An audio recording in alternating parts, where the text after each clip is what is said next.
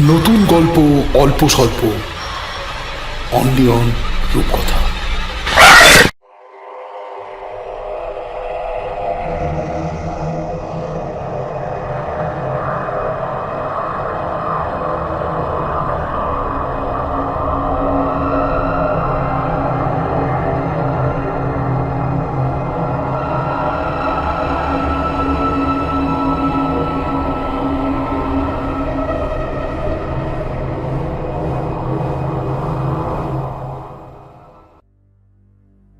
আমাদের আজকের গল্পটি প্রাপ্তবয়স্কদের জন্য।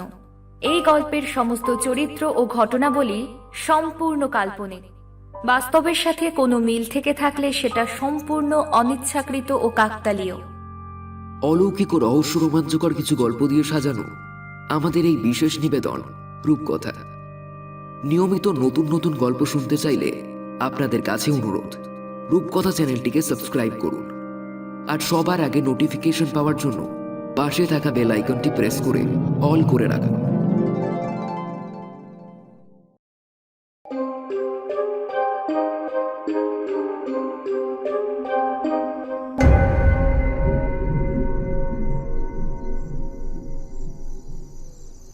বিরাট প্রান্তরের একেবারে শেষে একটা প্রকাণ্ড তিনমহলা জমিদার বাড়ি দেখা যাচ্ছে। সিংহদ্বারের দুই পাশে কালো পাগড়ি বাঁধা দুইজন বিরাট আকার দারোয়ান বসে আছে। ভোরে স্নিগ্ধ আকাশের সীমা ছাড়িয়ে রৌদ্রোজ্জ্বল আলো বাড়ির ছাদের কার্নিশে এসে পড়েছে। কাছারি বাড়িতে গোমস্তরা নাকের উপর পুরু ফ্রেমের চশমা এঁটে মনোযোগ দিয়ে খাতার পাতায় লিখে চলেছে। কেউ আবার টাকা গুনছে।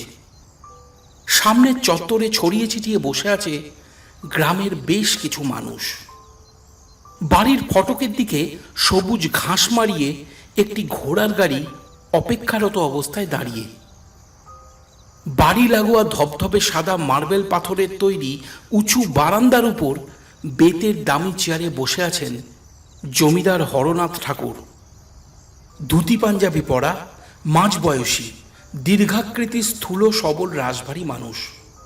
বড় বড় চোখ, চওড়া কপাল, কপালের মাঝে তিনটে কালো তিলক আড়াআড়ি করে টানা। মোটা নাকের উপর পাকানো গোফের নিচে চেরা ঠোঁট দুটো ঈষৎ বাঁকা। উনার হাতে একটা দোনলা বন্দুক শোভা পাচ্ছে। দেখে মনে হচ্ছে শিকার করতে বেরোবেন, তারই তোড়জোড় চলছে। চেয়ারের পাশে দাঁড়িয়ে থাকা দারোয়ানটি বারবার উঁকি দিচ্ছে দোতলার ঘরগুলোর দিকে। তিনি উঁকি দিয়ে কাকে খুঁজতে চেষ্টা করছেন এবারে সেই কথাটা বলি। গত 2 মাস আগে জমিদার হরনাথ ঠাকুর মশায়ের একমাত্র কন্যা কাদম্বরীর সঙ্গে জমিদার মহেন্দ্র নারায়ণ চৌধুরীর একমাত্র পুত্র ইন্দ্রজিতের বিবাহ সম্পর্কিত পাকা কথা সুসম্পন্ন হয়েছে। সাধারণত কোনো নিঃসম্পর্কিত পুরুষ মানুষের অন্দরমহলে প্রবেশ করার অধিকার নেই, কিন্তু ইন্দ্রজিৎ বাবুর গায়ে হবু জামাইয়ের তকমা লাগার পর থেকে শুধুমাত্র তার জন্য নিয়মের ব্যতিক্রম ঘটেছে। তিনি গেছেন কাদম্বরীর সঙ্গে দেখা করতে।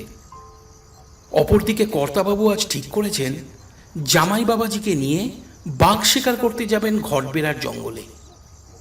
তাই ইন্দ্রজিৎ বাবুর পথ চেয়ে দারোয়ানটি বারবার উঁকি দিচ্ছে দোতলার ঘরগুলোর দিকে।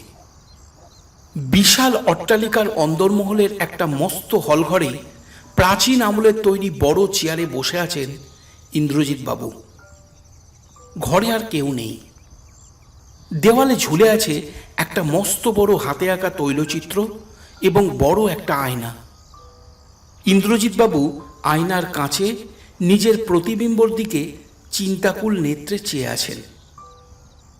ঘরের কোণে একটা গোল কাঠের টেবিলের উপর গান বাজনার সরঞ্জাম সুন্দর করে সাজানো।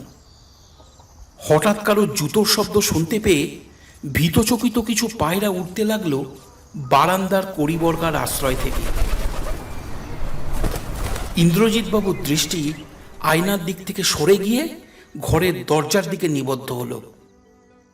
মুহূর্তের মধ্যে একটি অপরূপ সুন্দরী মেয়ে এসে দাঁড়ালো উনার একেবারে সামনে। এক হাতে কাঁসার থালায় লুচি, আলুর দম ও মিষ্টি সাজানো, আর অপর হাতে গ্লাস ভর্তি জল। খুব সাবধানে হাতে ধরে থাকা থালা ও গ্লাসটা টেবিলে নামিয়ে রেখে মেয়েটি বলল, লুচি গরম থাকতে থাকতে খেয়ে নিন। মেয়েটির গায়ের রং বেশ ফর্সা, বয়স 19-20 বছরের বেশি নয়। ছিপছিপে শরীরের বাঁধন বেশ মজবুত। এলো করে ছড়ানো কোকড়ানো কালো চুল তাকে আরও বেশি লাস্যময়ী করে তুলেছে। ইন্দ্রজিৎবাবু মেয়েটির কোমরের নিচে চোখ বুলিয়ে নিজেকে স্থির রাখতে না পেরে বললেন, সুদক্ষিণা, তোমাকে দেখলেই আমার মাথার মধ্যে সব কিছু যেন ওলটপালট হয়ে যায়। কেন এমনটা হয় তা তুমি জানো নিশ্চয়।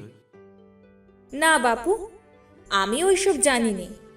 আজ বাদকাল দিদি কাদম্বরীর সঙ্গে আপনার বিয়ে, আমি শুধু এতটাই জানি। এক ঝটকায় ইন্দ্রজিৎবাবু সুদক্ষিণার হাত টেনে ধরে বুকের মাঝে সাপটে ধরলেন। এ হে, আপনি কি করছেন? ছাড়ুন বলছি, দিদি দেখলে সর্বনাশ হয়ে যাবে। চুপ, অনেক কথা বলেছ। তুমি জানো আমি তোমাকে কতটা ভালোবাসি। তুমি হলে ডানা কাটা পড়ি, তাই তোমাকে ছেড়ে আমি ওই কাদম্বরী পেতনিকে বিয়ে করতে পারবো না, এই বলে দিলাম। মানুষটার চোখের দিকে তাকালেই আমার প্রেম ভালোবাসা কোথায় যেন উবে যায়। আমার পিতা মহেন্দ্র নারায়ণ বাবু তার বাল্যবন্ধু হরনাথ ঠাকুর মশাইকে কুটুম বানাতে তার একমাত্র মেয়ে কাদম্বরীর সঙ্গে আমার বিবাহ দেবেন বলে ঠিক করেছেন। কিন্তু আমি এই বিবাহে রাজি নই, কারণ প্রথম যেদিন এই বাড়িতে কাদম্বরীকে দেখতে আসি, সেই দিন তুমি তোমার রূপে গুণে আমার মন জয় করে ফেলেছ সুদক্ষিণা। তাই বিয়ে যদি করতে হয় তাহলে তোমাকেই করব। দেখতে গেলে তুমিও তো এই ঠাকুর বংশের একজন। হরনাথ ঠাকুর তোমার জ্যাঠামশাই, তাহলে কেন এত ভয় পাচ্ছ? ভয় পাচ্ছি কারণ আপনি এখনো আমাদের সম্পর্কের কথাটা বাড়ির কাউকে জানাননি। একটা বিশেষ কারণে আমি চুপ করে আছি, তবে কথা দিচ্ছি তোমাকে ঠকাবো না। উপযুক্ত সময় আসলে সবাই সবকিছু জেনে যাবে, তাই তুমি এই সব নিয়ে অত ভেবো না। যেমন চলছে তেমন চলতে দাও। সুদক্ষিণা ইন্দ্রজিৎবাবুর বুকে মাথা রেখে পরম স্নেহে বলল, বাজিল প্রেমের বীণা কতই না মধুর স্বরে, তোমার আমার হৃদয়ের আবরণ মোচন করিবার তরে। ভালো যদি বেশে থাকো সিঁদুর মাখিয়ে রেখো আমার ললাট চন্দনে, সেই টানেই যে আসবো যাব তোমার মনের মন্দিরে। সেই মুহূর্তে ঘরের বাইরে থেকে কেউ বলে উঠল, ইন্দ্রজিৎ বাবু, কর্তা মশাই শেকারে বেরোবেন বলে আপনারেও ডেকে পাঠাইছেন। বেশ, আপনি এগোন, আমি আসছি। এই কথা বলে ইন্দ্রজিৎবাবু বন্দুক হাতে তুলে নিয়ে তাহলে এখন আসি বলে বেরোতে যাবেন। এমন সময় ঘরে প্রবেশ করল কাদম্বরী। বয়স 26-27-এর বেশি নয়। দামি গহনায় মোড়া রূপে জৌলুস ভাব থাকলেও চোখে মুখে একটা ধূর্ততার ভাব স্পষ্ট। তিনি সুদক্ষিণার দিকে তীক্ষ্ণ দৃষ্টিতে চেয়ে বললেন, সর্বনাশী রাক্ষসী মেয়ে, অনেকক্ষণ তো এসেছে সেই ঘরে। বাড়িতে যে আরো কত কাজ পড়ে আছে, সেগুলোর কি হবে? বেরো, দূর হয় এখান থেকে। কথাটা শুনতেই সুদক্ষিণা কাঁদতে কাঁদতে ঘর থেকে বেরিয়ে গেল।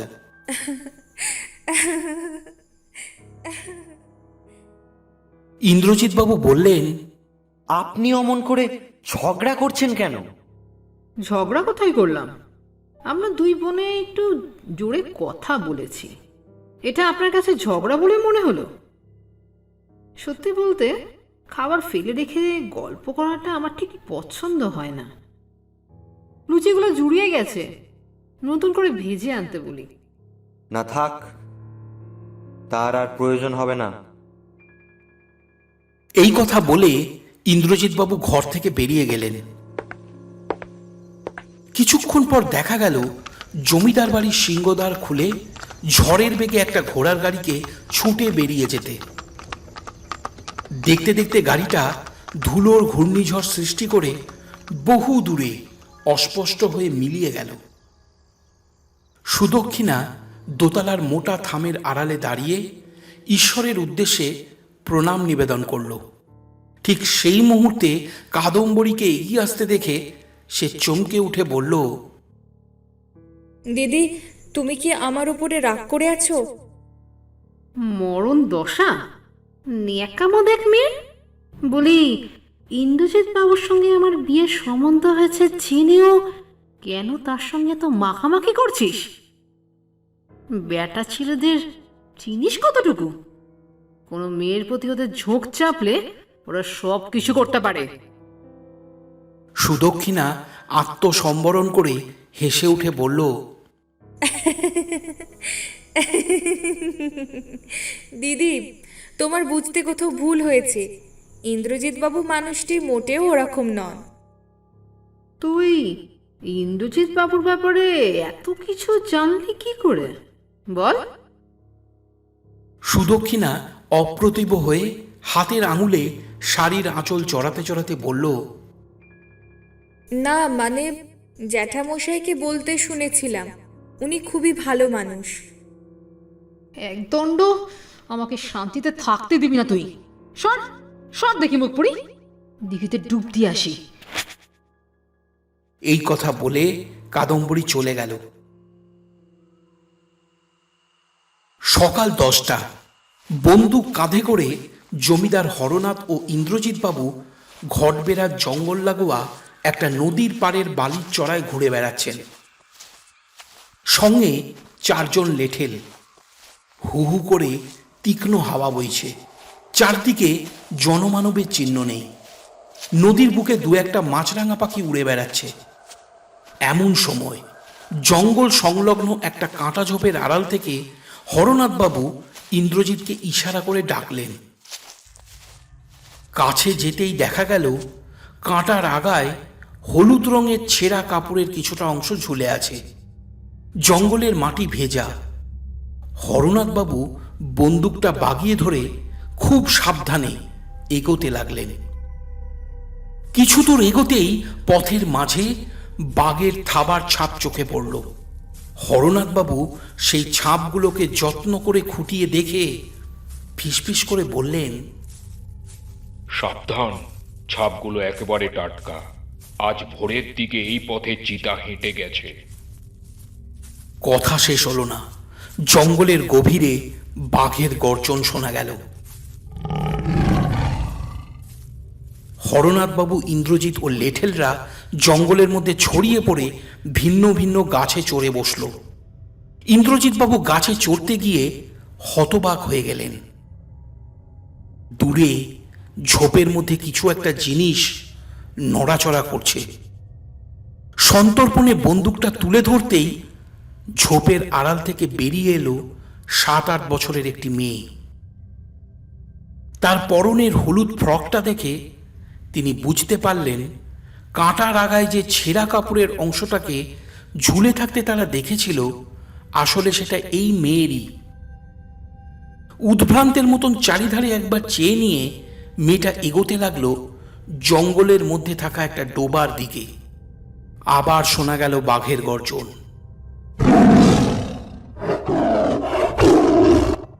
ইন্দ্রজিৎবাবু বিলম্ব না করে মেয়েটিকে বাঘের হাত থেকে বাঁচাতে গাছ থেকে নেমে পড়লেন, আর মেয়েটির দিকে বন্দুক তাক করে ঝোপ জঙ্গলের আড়ালে আবডালে লুকিয়ে লুকিয়ে এগোতে লাগলেন। একটা সময়ে তিনি মেয়েটির খুব কাছে পৌঁছে গিয়ে পিছন দিক থেকে তার মুখ চেপে ধরলেন। মেয়েটি ভয়ে কাঠ হয়ে গেছে দেখে তিনি তাকে কিছুটা শান্ত করে ইশারাতে জিজ্ঞাসা করলেন সে জঙ্গলে একা একা কেন এসেছে। মেয়েটির হাত নেড়ে নেড়ে বোঝানোর ভঙ্গিমা দেখে স্পষ্টই বোঝা গেল সে কথা বলতে পারে না। হঠাৎ মেয়েটি কাছেই একটা ঝোপের দিকে আঙুল তুলে কিছু একটা দেখানোর চেষ্টা করল। ঠিক সেই মুহূর্তে ইন্দ্রজিৎ বাবু দেখলেন চিতাবাঘটাকে তার বাঁ দিকের ঝোপ ঠেলে এক লাফে বেরিয়ে আসতে। সঙ্গে সঙ্গে তিনি হাতে ধরে থাকা রাইফেল তাক করে ধরলেন। সেই চরম মুহূর্তে চিতাবাঘটা ইন্দ্রজিৎ বাবুর থেকে 12-14 ফুট ব্যবধানে দাঁড়িয়ে। বন্দুক গর্জে উঠল।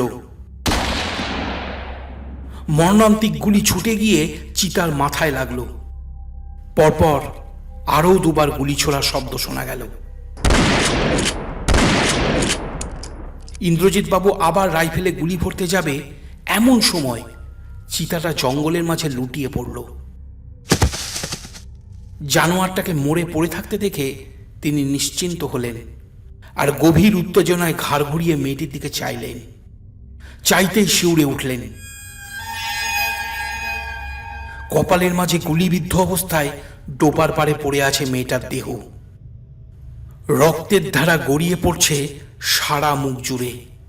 ইন্দ্রজিৎ বাবুর হাত থেকে বন্দুকটা নিজের অজান্তেই খসে পড়ল।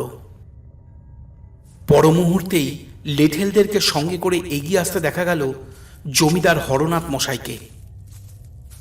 তিনি কাছে আসতেই আনন্দে চিৎকার করে বললেন, সাবাস ইন্দ্রজিৎ, বিউটিফুল। আমি জানতাম জন্তুটা তোমার হাতেই শিকার হবে। এতদিন পর আবার কেউ আমার রক্তে উত্তেজনা ও আনন্দের জোয়ার বইয়ে দিল। হত্যার মাঝে যে উন্মত্ত আনন্দ আছে তা তোমার শিকার করা দেখেই বুঝেছি। এই, তোরা কে কোথায় আছিস? তাড়াতাড়ি জানোয়ারটাকে বাঁশে বেঁধে বাড়ি নিয়ে যাওয়ার ব্যবস্থা কর। ইন্দ্রজিৎ নীরবে নিজের কোলে মেয়েটিকে শুইয়ে বিহ্বলভাবে চেয়ে হরনাথবাবুকে বললেন, আপনি কেন মেয়েটিকে খুন করলেন? আপনার কি ক্ষতি করেছিল মেয়েটা? প্রশ্ন শুনে হরনাথবাবুর চোখে মুখে একটা শয়তানের ছাপ ক্রমেই ফুটে উঠতে লাগলো। তিনি বললেন, ক্ষতি নয় রে, ওটা যে আমার ক্ষুধা। আমি যে মাংসলোভী বাজ পাখি, একে প্রাণে না মারলে কি করে এর শবদেহটাকে পাই বল? গুরুর আদেশ, আজই দুটো শবদেহ লাগবে, একটা বাচ্চা মেয়ের আর একটা পুরুষের। জানা ঝোপের আড়ালে গিয়ে দেখ, ওখানে একটা পুরুষের মৃতদেহ পড়ে আছে। ওটাও যে আমার চাই। আমি বাঘ শিকার করব বলে তো আর এই জঙ্গলে আসিনি, এসেছি শবদেহ সংগ্রহ করতে। মেয়েটা এই গ্রামের, তাই চাইলে আমি রাতের অন্ধকারের পূর্বেই ওকে সরিয়ে দিতে পারতাম। কিন্তু আমি যে জমিদার, প্রত্যেকটা কাজ আমাকে বুঝে করতে হয়। তাই তো থাক সেসব কথা। আজ রাতে গুরুদেব আমাদের বাড়িতে আসবেন, তখন না হয় বাকি কথাটা ওনার সামনেই বলবো, কেমন? এখন এখান থেকে চলো। কি যাতা বলছেন আপনি? আপনার গুরু কে? গুরু হলেন অলৌকিক শক্তিধর চণ্ডাল বাবা, যার উদরের ক্ষুধা, মনের ক্ষুধা, এমনকি দেহের ক্ষুধা, সবকিছুর পূর্ণতার দায়িত্বভার আমি গ্রহণ করেছি। কথাটা শুনে ইন্দ্রজিৎবাবু মূর্ছা গেলেন।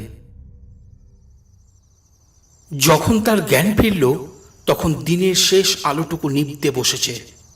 3 মহলা জমিদার বাড়ির চারিপাশে দাঁড়িয়ে থাকা ঝাঁকড়া গাছগুলো ছায়া বিস্তার করে বাড়ির অর্ধেকটা অংশকে ঘিরে ধরেছে।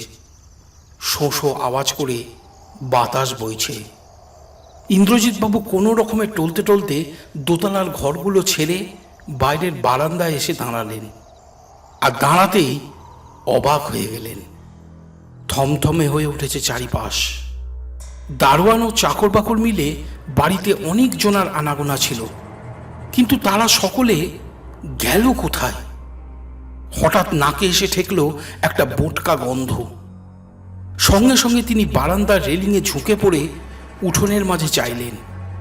চাইতেই শিউরে উঠলেন সহসা। সিংহদ্বার বন্ধ। মস্ত বড় উঠোনের মাঝে ধুনি জ্বলছে, আর ধুনির সামনে কাঠ কয়লার ছাই ভস্য মেখে উলঙ্গ হয়ে বসে আছে এক কাপালিক। উনার এক পাশের মাটিতে ত্রিশূল পোতা ও অপর পাশে কিছুটা দূরে দুটো মৃতদেহ রাখা। যাদের ধরে মুন্ডু নেই, বরং সেই কাটা মুন্ডু দুটোকে কাপালিক তার বাম হাত দিয়ে বুকের কাছে ধরে রেখেছেন, আর ডান হাতে একটা মরার হাড়কে শূন্যে তুলে ধরে শিষ্যদেরকে আদেশের সুরে কিছু একটা বলছেন। শিষ্যরা আদেশ পেয়ে অজস্র মরার হাড়ের টুকরোকে জুড়ে জুড়ে একটা বিকট দর্শী মূর্তি নির্মাণ করছে। এই বীভৎস দৃশ্য দেখে ইন্দ্রজিৎ বাবু নিজেকে সামলাতে না পেরে ঘরের দেওয়ালে ঝোলানো বন্দুকটাকে টেনে নিয়ে এগোতে লাগলেন উঠোনের দিকে। তিনি তখন মনস্থির করেই নিয়েছেন, যাই হয়ে যাক না কেন, আজ তার বন্দুকের গুলি ভণ্ড কাপালিকের প্রাণ নেবেই। এই সব ভেবে উঠোনে পা রাখতেই কোথা থেকে দুইজন লেঠেল ছুটে এসে ইন্দ্রজিৎ বাবুকে ধরে ফেলল। শোনা গেল জমিদার হরনাথ ঠাকুর মশাইয়ের গলা। কেন এসেছো এখানে? এক্ষুনি নিজের ঘরে ফিরে যাও। না, আমি কোথাও যাব না। আপনারা পাপী, খুনি, গ্রামের একটা নিরীহ বাচ্চার প্রাণ নিয়ে এখানে ভণ্ডামি শুরু করেছেন। গুলি করে আপনাদের ভবলীলা সাঙ্গ করব আজ। এমন সময় কাপালিক অট্ট হাসিতে ফেটে পড়লেন। কাটা মুন্ডু দুটোকে ধুনির সামনে রাখা কলার পাতায় নামিয়ে রেখে উঠে দাঁড়ালেন আর গলা চড়িয়ে বললেন, গুলি যে ছুড়বি, বন্দুক কোথায়? হাতে তো ধরে রেখেছিস মরার হাড়। কথাটা শুনতেই ইন্দ্রজিৎবাবু চমকে উঠে নিজের হাতের দিকে তাকালেন আর ছুঁড়ে ফেলে দিলেন হাড়ের টুকরোটাকে।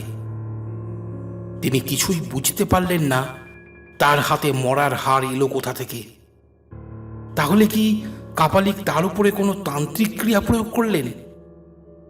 এমন সময় কাপালিক হয়তো ইন্দ্রজিৎ বাবুর মনের কথা জেনে নিয়ে বললেন, তুই ভাবছিস বন্দুকের জায়গায় মরার হাড় এলো কোথা থেকে, তাই তো? শোন তবে, আমি 12 বছর বয়স থেকে শ্মশানে মশানে ঘুরে বেড়াচ্ছি। 24-25 বছর বয়সে আরো নির্ভীক দুঃসাহসী হয়ে গভীর রাতে সব সাধনা করেছি। গুরুর শক্তিকে নিজের দেহে ধারণ করেছি, শিখেছি স্তম্ভন ক্রিয়া।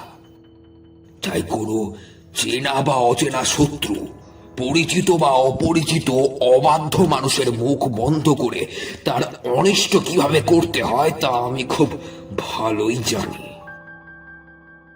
এবারে হরনাথবাবু হেসে উঠে বললেন, বাবা, আপনি স্বয়ং মহাকাল, শ্মশান ভৈরব। ইন্দ্রজিৎ আপনার অধম সন্তান, আপনি ওকে ক্ষমা করে দিন। আমি যে ওর পিতাকে কথা দিয়েছি আমার মেয়ের সঙ্গে ইন্দ্রজিতের বিবাহ দেব, তাই আমার একান্ত অনুরোধটা আপনি রাখুন বাবা। আমি কথা দিচ্ছি ও আর এমন ভুলটা করবে না। না, তা মোটেও সম্ভব নয়। ইন্দ্রজিতের কুষ্ঠিতে ভয় ডর নেই। সূর্যগ্রহণের সময় ওর জন্ম হয়েছে, ওকে ক্ষমা করা বৃথা।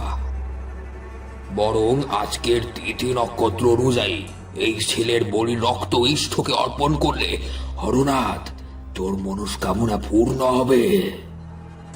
কিন্তু কোনো কিন্তু না। এই ছেলে তোর মেয়ে কাদম্বরীকে নয়, সুদক্ষিণাকে ভালোবাসে আর তাকেই বিয়ে করতে চায়। কথাটা শুনে ইন্দ্রজিৎ বাবু চমকে উঠলেন। হরনাথ বাবু চোয়াল শক্ত করে বলে উঠলেন, ইন্দ্রজিৎ আমার মেয়ের ক্ষতি করার চেষ্টা করেছে। ওর এত বড় সাহস! বাবা, বলি সম্প্রদান প্রক্রিয়া শুরু করুন। সেই কথা শুনে ইন্দ্রজিৎ বাবু ভয়ে কাঁপতে লাগলেন। তিনি তখন বুঝতে পেরেছেন এদের হাত থেকে তার বাঁচার আর কোনো পথ নেই। তাই আসন্ন বিপদকে উপেক্ষা হেতু সাহসে ভর করে কাপালিকের দিকে চেয়ে বললেন, সাধনার নামে আপনারা বুঝলো কি করেন? মানুষের অনিষ্ট করে আমাকে দমিয়ে রেখে শিষ্যদের সামনে আপনি মহান হতে পারেন, কিন্তু আমার চোখে আপনি ভণ্ড, চোচ্চর। আপনি রাগে অগ্নিশর্মা হয়ে কাপালিক মৃতদেহের হাতে দাঁত বসিয়ে কিছুটা মাংস টেনে ছিঁড়ে নিয়ে খেতে লাগলেন।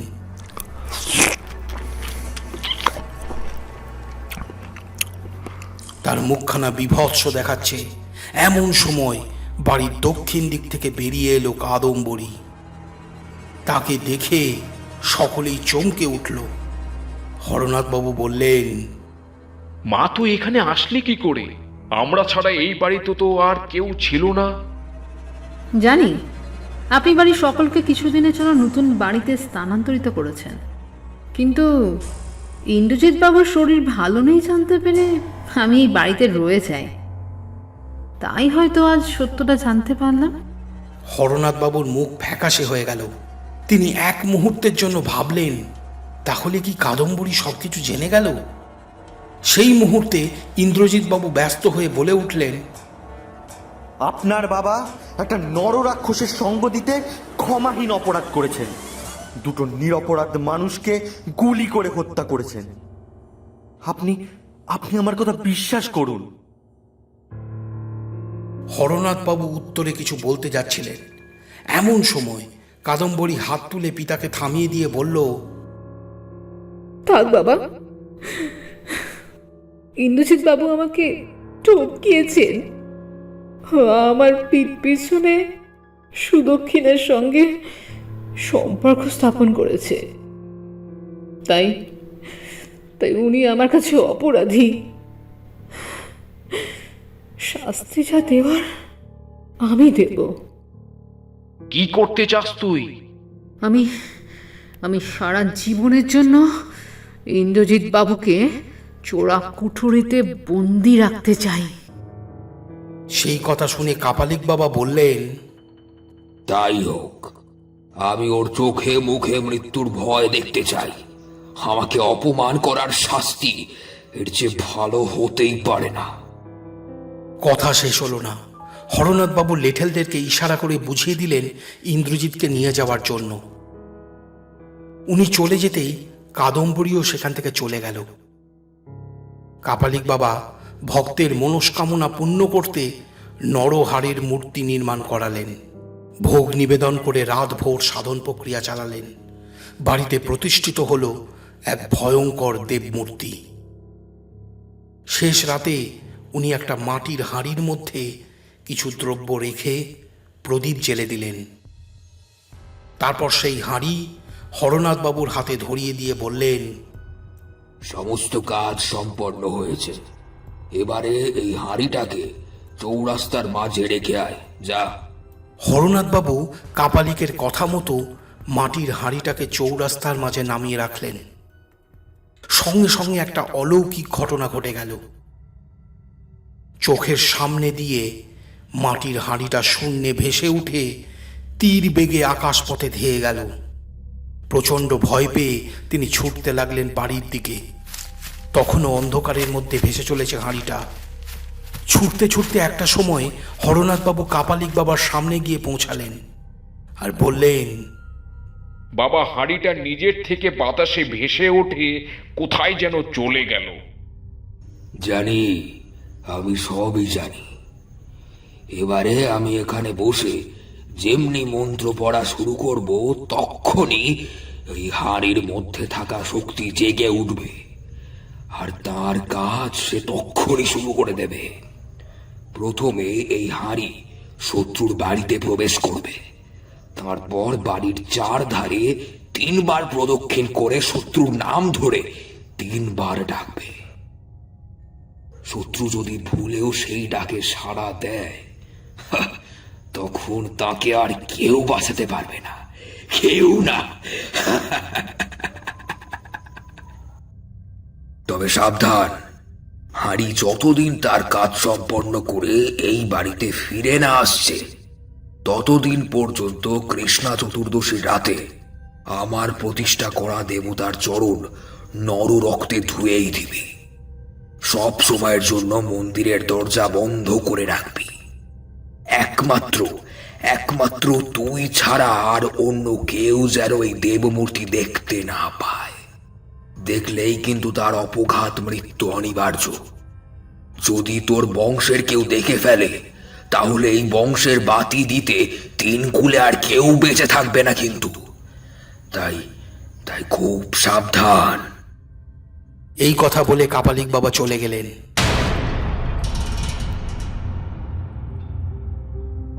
নমস্কার, আমি অঙ্কুশ মৈত্র। আমার লেখা কালিকাচরণ তান্ত্রিকের 23টা গল্প আপনারা এর আগেই রূপকথায় শুনেছেন। যারা এই পরিবারের নতুন, তারা এই সিরিজের প্রতিটা গল্প একত্রভাবে শুনতে চাইলে ডেসক্রিপশন বক্সে দেওয়া লিঙ্কে ক্লিক করুন আর হারিয়ে যান অলৌকিক গল্পের জগতে। আজ আপনার জন্য অঙ্কুশ মৈত্রের লেখা কালিকাচরণ তান্ত্রিকের নতুন পর্বের গল্প বিনাশানম কালবীর।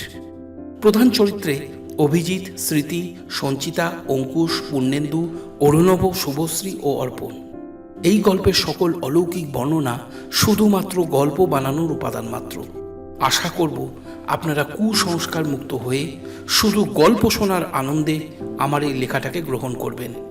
শুনছেন কালিকাচরণ তান্ত্রিকের গল্প বিনাশানম কালবীর। প্রতি বছর বৈশাখ মাসে হাবড়ার গাইঘাটা এলাকায় কুলপুকুর মন্দিরে এক বিরাট কালী পুজোর আয়োজন হয়। মায়ের পুজো উপলক্ষে 9 দিন ব্যাপী মেলা চলে। দূর দূরান্ত থেকে অনেক ভক্ত ও সাধু সন্তদের ভিড় জমে।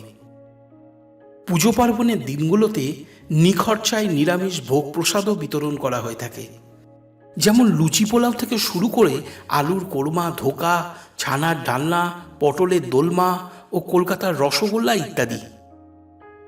মায়ের ভোগ প্রসাদ এতটাই সুন্দর যে উপস্থিত ভক্তরা সেই পরম ভোজের স্মৃতিকে দীর্ঘকাল মনে রাখে।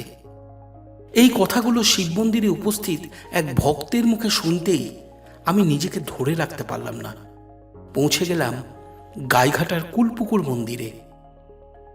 মার দর্শন পেয়ে প্রসাদ গ্রহণ করে গতকালই সেখান থেকে ফিরে এসেছি। ইচ্ছা ছিল দিন 2 ওখানে থেকে সাধু সঙ্গ করার, কিন্তু শিবতলা মন্দিরের পুজোর দায়িত্বভার আমার উপরে থাকায় সেই দিন রাতেই আবার কলকাতায় ফিরে আসতে হয়েছিল। যাওয়ার পূর্বে যদি কাউকে মন্দিরের দায়িত্বে রেখে যেতাম তাহলে একটা উপায় হতো। যাক, সেসব কথা, এবারে আসল কথাটা বলি। ওখান থেকে ফিরে আসার পর থেকেই আমি একটা বড় সমস্যায় পড়েছি। যা কিছু মুখে তুলছি তাতেই একটা পচা দুর্গন্ধ অনুভব করছি। প্রতিটা মুহূর্তে আমাকে ঘিরে মাছি উড়ে বেড়াচ্ছে। সমস্যাটা এতটাই জটিল যে সাহস করে কাউকে কিছু বলতেও পারছি না।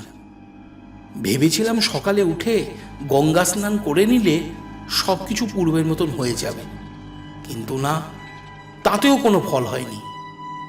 বাধ্য হয়ে বেরিয়ে পড়েছি কালিকাচরণের বাড়ির পথে। কিছু দূর হেঁটে যেতেই মনে হয়েছে, কি বলবো গুরুদেবকে? বলবো যে মায়ের প্রসাদ খেয়ে আমার এমনটা হয়েছে। উনি সেই কথা শুনলে আমাকে তো দূর করে তাড়িয়ে দেবে।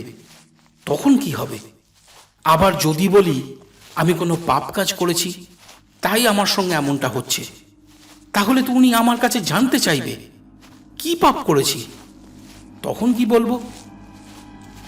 এই সব ভাবতে ভাবতে কখন যে ঠনঠনিয়া কালীবাড়ির সামনে পৌঁছে গেছি কিছুই বুঝতে পারিনি। মন্দিরে ঘন্টা বাজছে দেখে ভাবলাম পুজো শুরু হয়ে গেছে। যাই, মাকে একবার কাছ থেকে প্রণাম করে আসি। সেই কথা ভেবে যেই এগোতে যাব, দেখি মন্দিরের সামনে 2টো কালো কুকুর বসে আছে। আমি কিছুটা অবাক হলাম এটা ভেবে যে কিছুক্ষণ আগেও তো মন্দির চত্বরে কোনো কুকুরকে ঘুরে বেড়াতে দেখিনি। তাহলে হঠাৎ করে এরা কোথা থেকে এলো? মনের মধ্যে নানান প্রশ্নের ঝড় তোলপাড় করে একসময় থেমে গেল। তাই কুকুরগুলোকে উপেক্ষা করে মন্দিরের দিকে এগোতে লাগলাম। কিছুটা এগোতেই কুকুরগুলো আমার দিকে তেড়ে এলো। আমি হাত নেড়ে তাদেরকে শান্ত করার চেষ্টা করলাম, কিন্তু সেই মুহূর্তে একটা কুকুর আমাকে লক্ষ্য করে ঝাঁপিয়ে পড়ল। আমি রাস্তার মাঝে পড়ে গেলাম। তখন আমার বুকের উপরে পা রেখে কুকুরটা চিৎকার করে ডাকতে লাগলো। কোথা থেকে উড়ে এলো ঝাঁকে ঝাঁকে মাছি। মাছিগুলো বারবার উড়ে এসে চোখে মুখে বসতে লাগলো। আমি হাত পা ছুটতে লাগলাম। অল্পক্ষণ পর কানের খুব কাছে কেউ বলে উঠল, আরে কি মশাই, দেখে রাস্তা পার হতে পারেন না? দেখছেন গাড়ি আসছে, তা সত্ত্বেও সামনে চলে এলেন।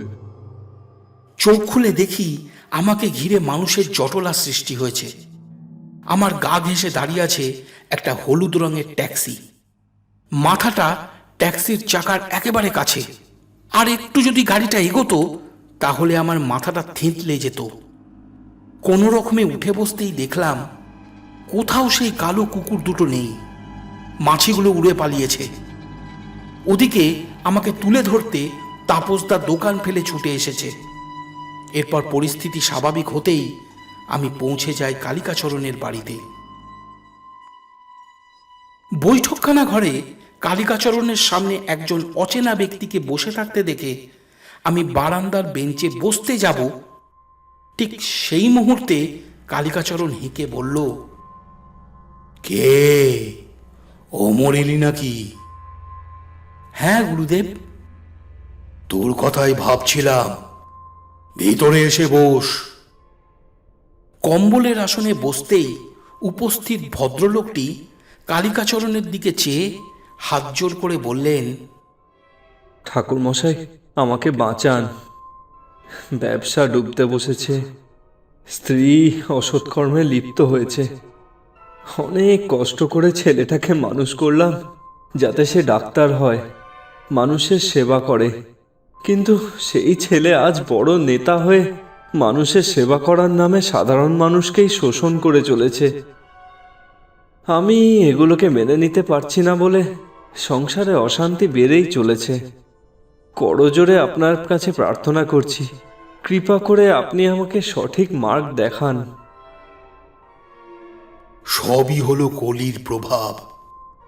এই সময় মেয়েরা কুলাচার করবেই। স্বামীদের নিন্দা করা, বিদ্বেষাচরণ করা, কর্কশ স্বভাব ও কলহ বিবাদে জড়িয়ে পড়া, এসব হবেই। মহাভারতে বলা হয়েছে কলিযুগে ধর্ম দুর্বল হয়ে পড়বে। সত্যযুগে ধর্ম 4 পায়ে দাঁড়িয়েছিল, ত্রেতা যুগে একটা কমে 3 পদ পেল, দাপরে 2 পদ, আর কলিযুগে এসে ধর্ম 1 পায়ে দাঁড়িয়ে গেল। এখনকার মানুষ শিক্ষিত হলেও নৈতিক মূল্যবোধ সম্পন্ন হতে চায় না।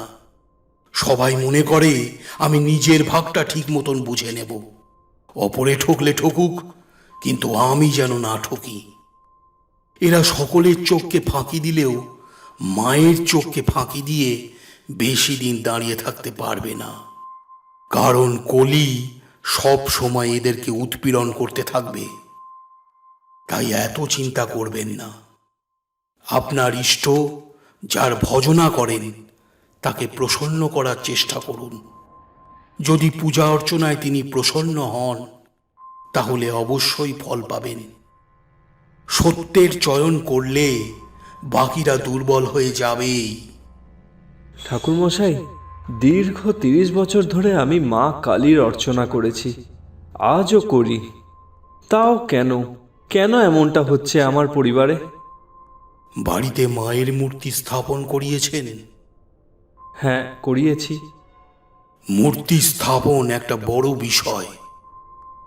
মূর্তির স্বরূপ কি, মানে মূর্তির অগ্রভাগ, ভূভাগ, আঙুল, মুদ্রা, এই সব কিছুর উপরে পরিবারের মঙ্গল অমঙ্গল সব কিছু নির্ভর করে।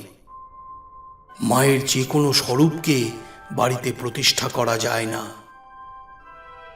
এই কথা শুনে ভদ্রলোকটি অন্যমনস্ক হয়ে বললেন, মায়ের আঙুল? হ্যাঁ, মনে পড়েছে। গত 7 বছর আগে মায়ের হাতের একটা আঙুল ভেঙে যায়। আমি তখন মায়ের নতুন মূর্তি স্থাপন করার সিদ্ধান্ত নিই, কিন্তু আমার ছেলে বাধা দিয়ে বলে, মায়ের যে মূর্তি এত বছর ধরে পুজো পেয়ে আসলো, আজ তার হাতের একটা আঙুল ভেঙে পড়তেই আপনি নতুন মূর্তি আনার কথা ভাবলেন। এর মানে তো দাঁড়ায় মা বাবার খারাপ সময়ে আসলে ছেলে তাদেরকে বাড়ি থেকে বার করে দেবে, তাই তো বাবা? এই কারণে বাড়িতে নতুন মূর্তি প্রতিষ্ঠা করায়নি। অমঙ্গল, ঘোর অমঙ্গল। দেবদেবীকে নিয়ে ছেলে খেলা করবেন না। ভাঙা মূর্তিতে ধূপ নৈবেদ্য যাই অর্পণ করুন না কেন, তা কখনোই ইষ্টের কাছে পৌঁছায় না।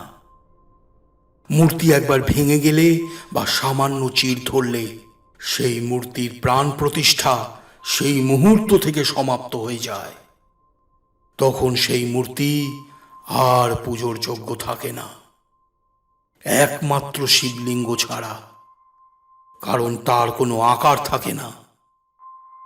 ভদ্রলোকটি ভয়ে কুঁকড়ে গেছেন দেখে কালিকাচরণ কিছুটা নরম গলায় বলল, আপনাকে ভয় দেখানো আমার উদ্দেশ্য নয়, সত্যাচরণ করাই আমার উদ্দেশ্য।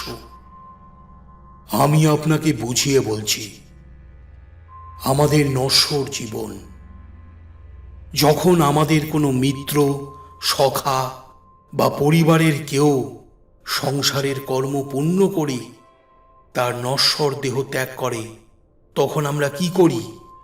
তাকে মুখাগ্নি করি। এখন যদি আমরা সেই মৃতদেহকে কাপড়ে জড়িয়ে বাড়িতে রেখে দিই, তখন পরিবারে নেমে আসে অনেক রকমের দোষ, ঋণ দোষ, পিতৃদোষ, প্রেত দোষ, মাসান দোষ, ভূত দোষ ইত্যাদি।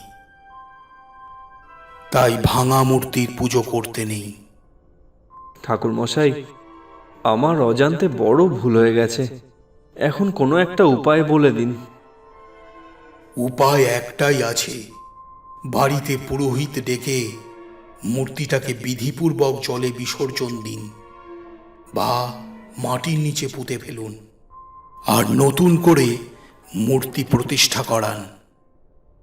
ভাবশুদ্ধি করতে প্রতিদিন মায়ের অর্চনায় 15 রকমের পুষ্প অর্পণ করুন, দেখবেন সব ঠিক হয়ে যাবে। ঈশ্বর আপনার মঙ্গল করুন। ভদ্রলোকটি কালিকাচরণকে প্রণাম করে বিদায় নিলেন। তারপর কালিকাচরণ মুখ তুলে আমাকে একবার দেখে নিয়ে জিজ্ঞাসা করল, কি সমস্যা? কোথায় গিয়েছিলি? গিয়েছিলাম মায়ের পুজো দেখতে, গাইঘাটার কাছে কুলপুকুর মন্দিরে। বেশ, তারপর? ওখান থেকে ফিরে আসার পর থেকেই যাই মুখে তুলি তাতেই একটা পচা দুর্গন্ধ অনুভব করছি। প্রতিটা মুহূর্তে আমাকে ঘিরে মাছি উড়ে বেড়াচ্ছে। মনে হচ্ছে ভয়ানক কিছু ঘটতে চলেছে। দুশ্চিন্তা না করে যা হয়েছে খুলে বল। মন্দিরে মায়ের পুজো শেষ হলে প্রসাদ বিতরণ পর্ব শুরু হয়। মানুষের ভিড়ে দীর্ঘক্ষণ দাঁড়িয়ে একটা সময়ের পর আমার ডাক আসে। তখন শালপাতায় মোড়ানো প্রসাদ গ্রহণ করি। প্রসাদ হাতে করে ভাবতে থাকি কোথায় বসলে শান্তিতে এর সদ্ব্যবহার করতে পারবো। যেহেতু মন্দির চত্বরে মানুষের ভিড় ছিল, তাই কিছুটা নিরিবিলি জায়গার সন্ধান করতে গিয়ে পৌঁছে যাই মন্দিরের পিছন দিকে। পাড় বাঁধানো একটা পুকুরকে ঘিরে জায়গাটা বেশ নিরিবিলি। জলে অজস্র ফুল বেলপাতা ভেসে আছে। দেখে বোঝা যাচ্ছে মন্দিরের বাসি ফুল বেলপাতাগুলোকে ঝুড়ি ভর্তি করে এনে সেই জলে উপুর করে দেওয়া হয়েছে। মাঝে মধ্যে কিছু ভক্তরা দল বেঁধে এসে এঁটো শালপাতাগুলোকে পুকুর পাড়ের একটা নির্দিষ্ট জায়গায় স্তূপ করে ফেলে রেখে যাচ্ছে। আমি একটা পরিষ্কার জায়গা বেছে নিয়ে বসলাম, আর বসতেই দৃশ্যটা দেখলাম। 17-18 বছরের একটি ছেলে ও মেয়ে নোংরা ও ছেঁড়া পোশাক পরে পাগলের মতন এঁটো শালপাতার স্তূপ হাতড়িয়ে পড়ে থাকা প্রসাদের অবশিষ্টাংশ কুড়িয়ে খাচ্ছে। ব্যাপারটা দেখে আমি বড়ই আশ্চর্য হলাম। যেখানে নিখরচায় প্রসাদ বিতরণ করা হচ্ছে, সেখানে দুটো মানুষ কেন এরকম করছে? আমি তাদের দিকে এগিয়ে গিয়ে হাতে ধরে থাকা প্রসাদটা দেখিয়ে বললাম, কে তোমরা? কেন এঁটো প্রসাদ গ্রহণ করছো? এই নাও, তোমাদের জন্য প্রসাদ নিয়ে এসেছি।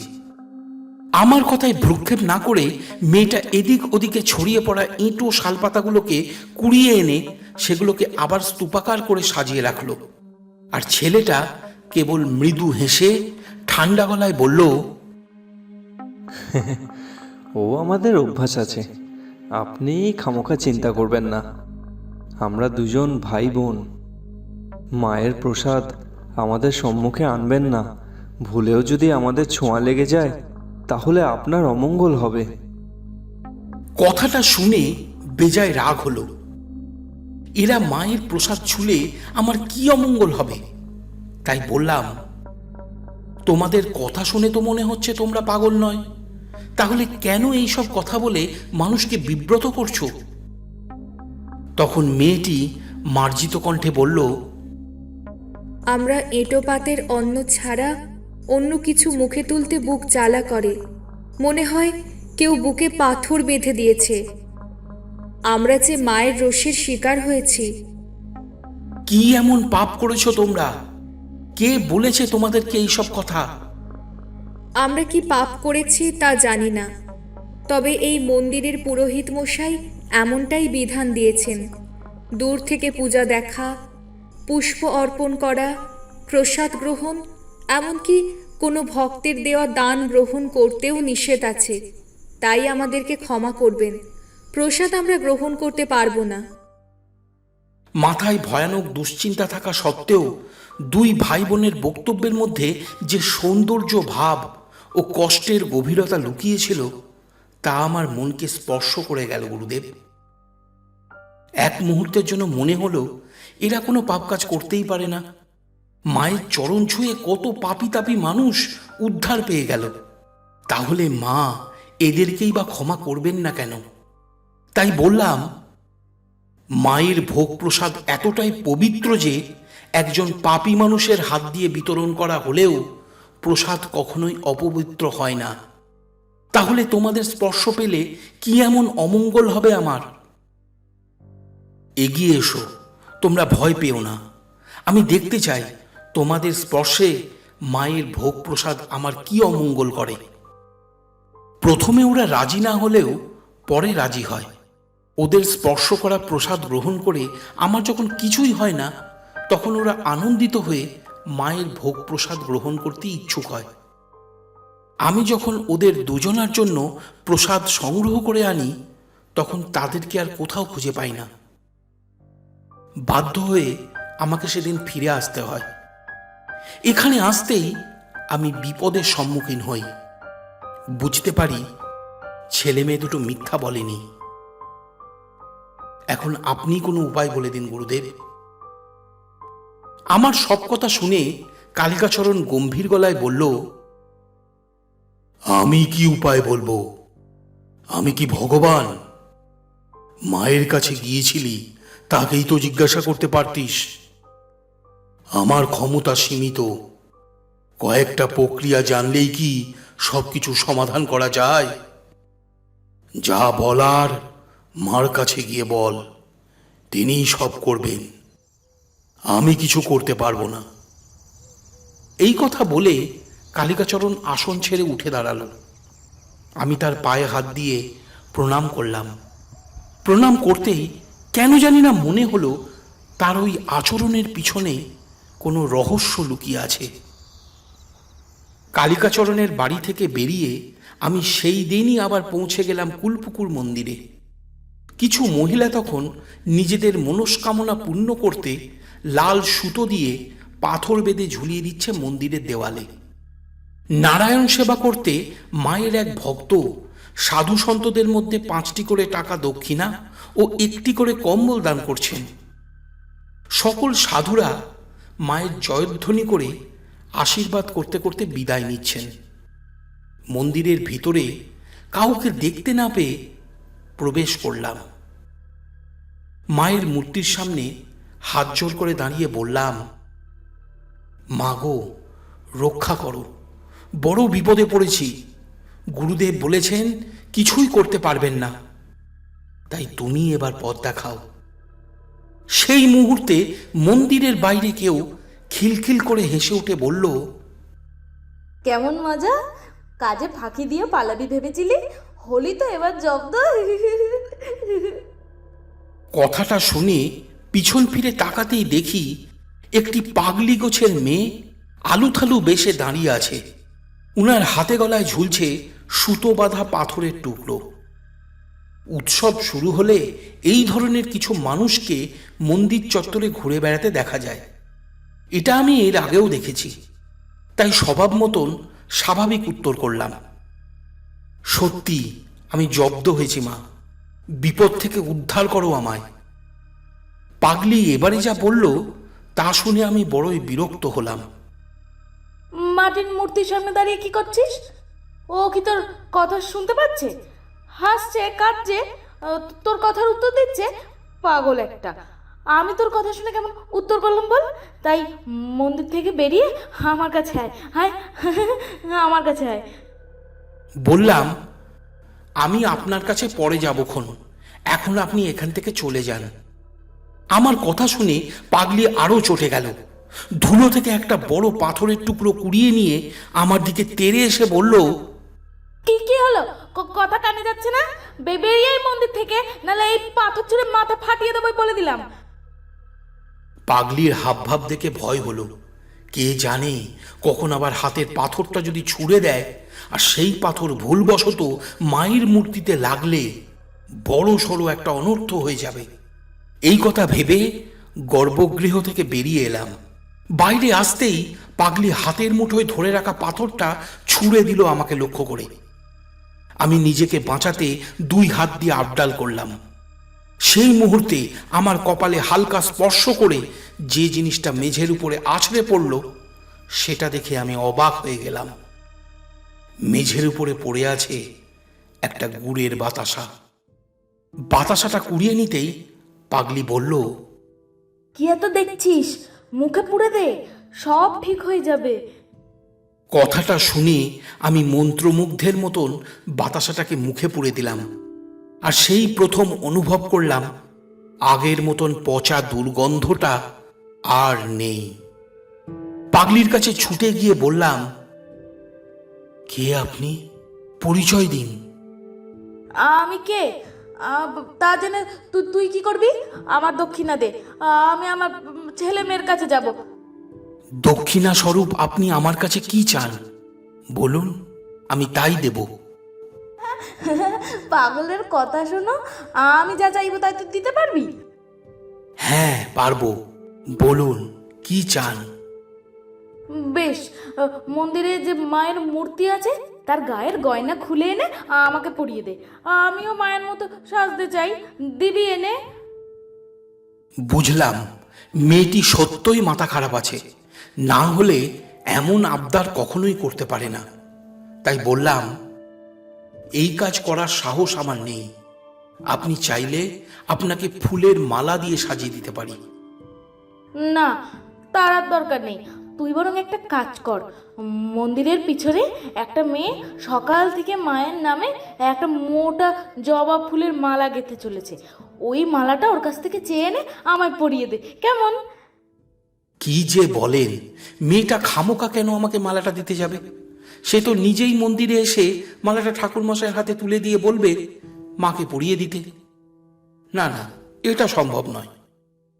কি সম্ভব না? হ্যাঁ, মেয়েটা যে মালা গাচ্ছে সেই মালা গাঁথা হলে পুকুরের জলে ভাসিয়ে দেবে, আর মন্দিরে ঠাকুরমশাই ওই মালা ছোবেন না, তাই মূর্তির গলায় কোনোদিনই ওই মালা চড়বে না।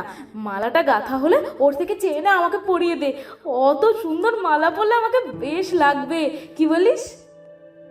পাগলির কথা শুনে এক মুহূর্তের জন্য মনে হলো আমিও কি পাগল হয়ে যাচ্ছি। পর মুহূর্তেই মনে হলো হোক সে পাগলি, কিন্তু উনি তো আমাকে বিপদ থেকে উদ্ধার করেছেন। এখন তিনি আমার কাছে দক্ষিণা চেয়েছেন, তাও আবার একটা ফুলের মালা। ওই মালা পেয়ে উনি যদি সন্তুষ্ট হন তাতে আমার ক্ষতি কি? 7 ভেবে পৌঁছে গেলাম মন্দিরের পিছনে। দেখলাম পুকুর পাড়ের একটা সিঁড়িতে বসে আনমনে জবা ফুলের মালা গেঁথে চলেছে একটি মেয়ে। তার দিকে এগিয়ে যেতেই মেয়েটিকে চিনতে পারলাম। এঁটো শালপাতার স্তূপ হাতড়িয়ে ওই মেয়েটি সেদিন প্রসাদের অবশিষ্টাংশ কুড়িয়ে খাচ্ছিল তার ভাইকে সঙ্গে করে। আমাকে আসতে দেখে মেয়েটি বলল, আপনি ঠিক আছেন তো? হ্যাঁ, আমি ঠিক আছি, আমার তো কিছুই হয়নি। তোমরা যে বললে তোমাদের ছোঁয়া প্রসাদ গ্রহণ করলে আমার অমঙ্গল হবে, কই কিছুই তো হলো না, সবই মিথ্যা। না না, আমরা মিথ্যা বলিনি, বিশ্বাস করুন। আপনার উপরে হয়তো মায়ের কৃপা দৃষ্টি আছে, তাই কিছু হয়নি।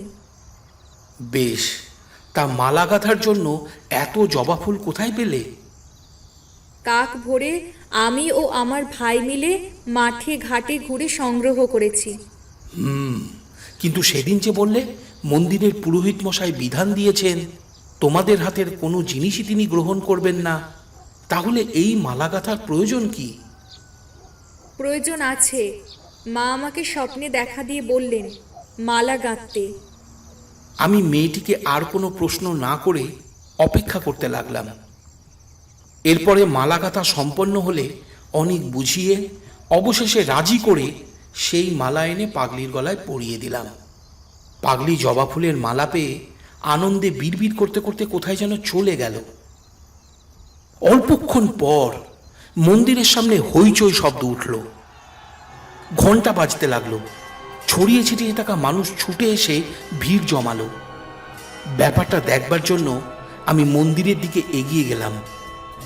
ভিড় ঠেলে কিছুটা এগোতেই দেখি লাল বহির্বাস ও হাত কাটা খাটো মাপের সাদা পাঞ্জাবি পরনে মন্দিরের পুরোহিত মশাই জোরে জোরে ঘন্টা বাজাচ্ছেন, আর উনার কিছু গুন্ডা গুন্ডা শিষ্যরা মিলে প্রচণ্ড মারধর করছে একটা ছেলেকে।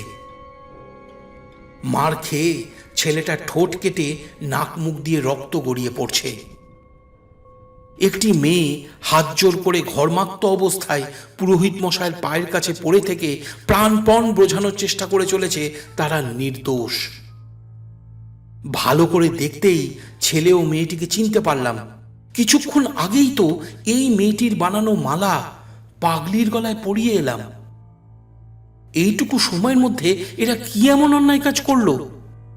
আমি যখন এইসব ভাবছি তখন পুরোহিত মশাই বিরক্ত মুখে ভ্রুকুঞ্চিত করে বললেন, তোদের সাহস কি করে হয় অপবিত্র হয়ে মন্দিরে প্রবেশ করে মায়ের গলায় মালা পরানোর?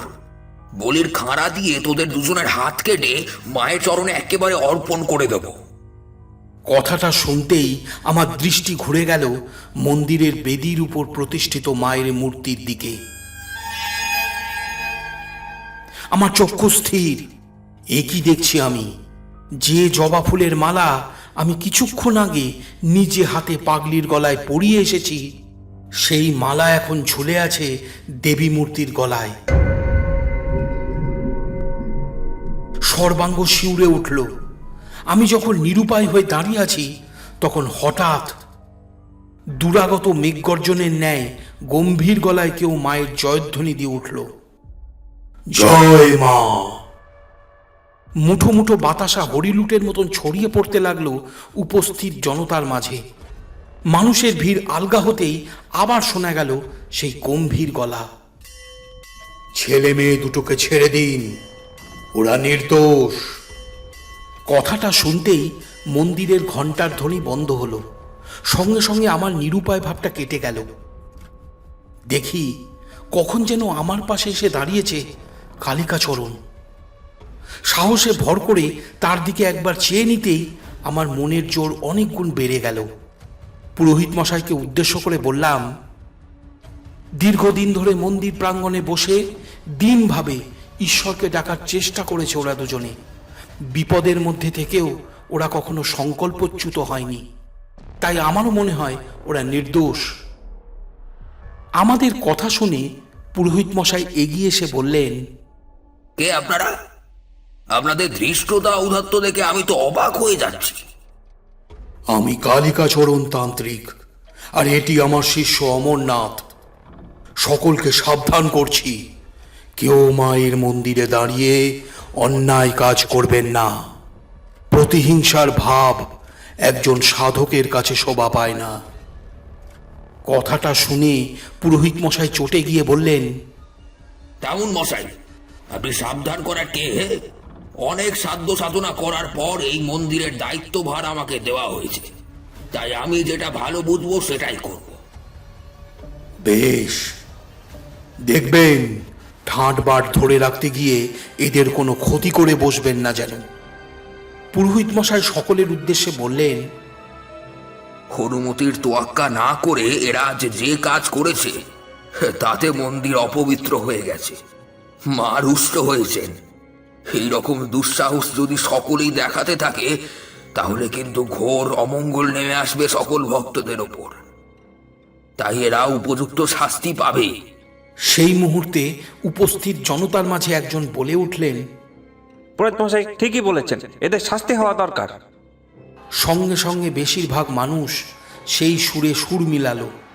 পুরোহিত মশাই দম্ভে ফুলে ফেপে উঠে বললেন, এদের একটাই শাস্তি, যে হাত দিয়ে মায়ের মূর্তিকে এরা স্পর্শ করেছে সেই হাত কেটে নেওয়া হবে। কথাটা শুনতেই একজন শিষ্য মন্দিরের ভিতর থেকে বলির খাড়া বার করে আনলো।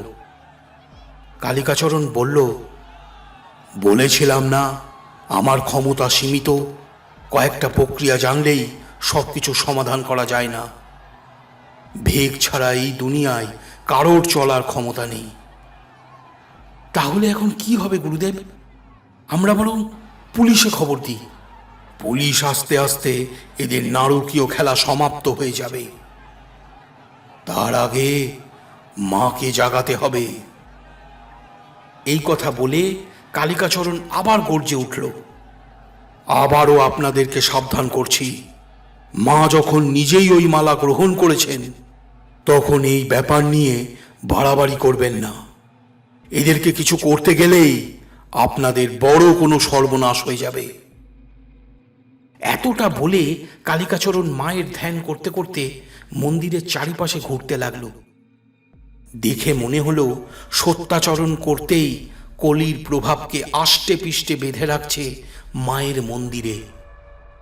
সবারূঢ়ং মহাভীমং ঘোরদংষ্টাহং সুমিখম চতুর্ভুজা চণ্ডমুণ্ড ভয়ঙ্করং শিবম মুণ্ডমালং ধরং দেবী ললং জিহ্বাদিগম্বরম এবং সঞ্চিন্তয়ৎ কালী শ্মশানালয়ং নিবাসিনী।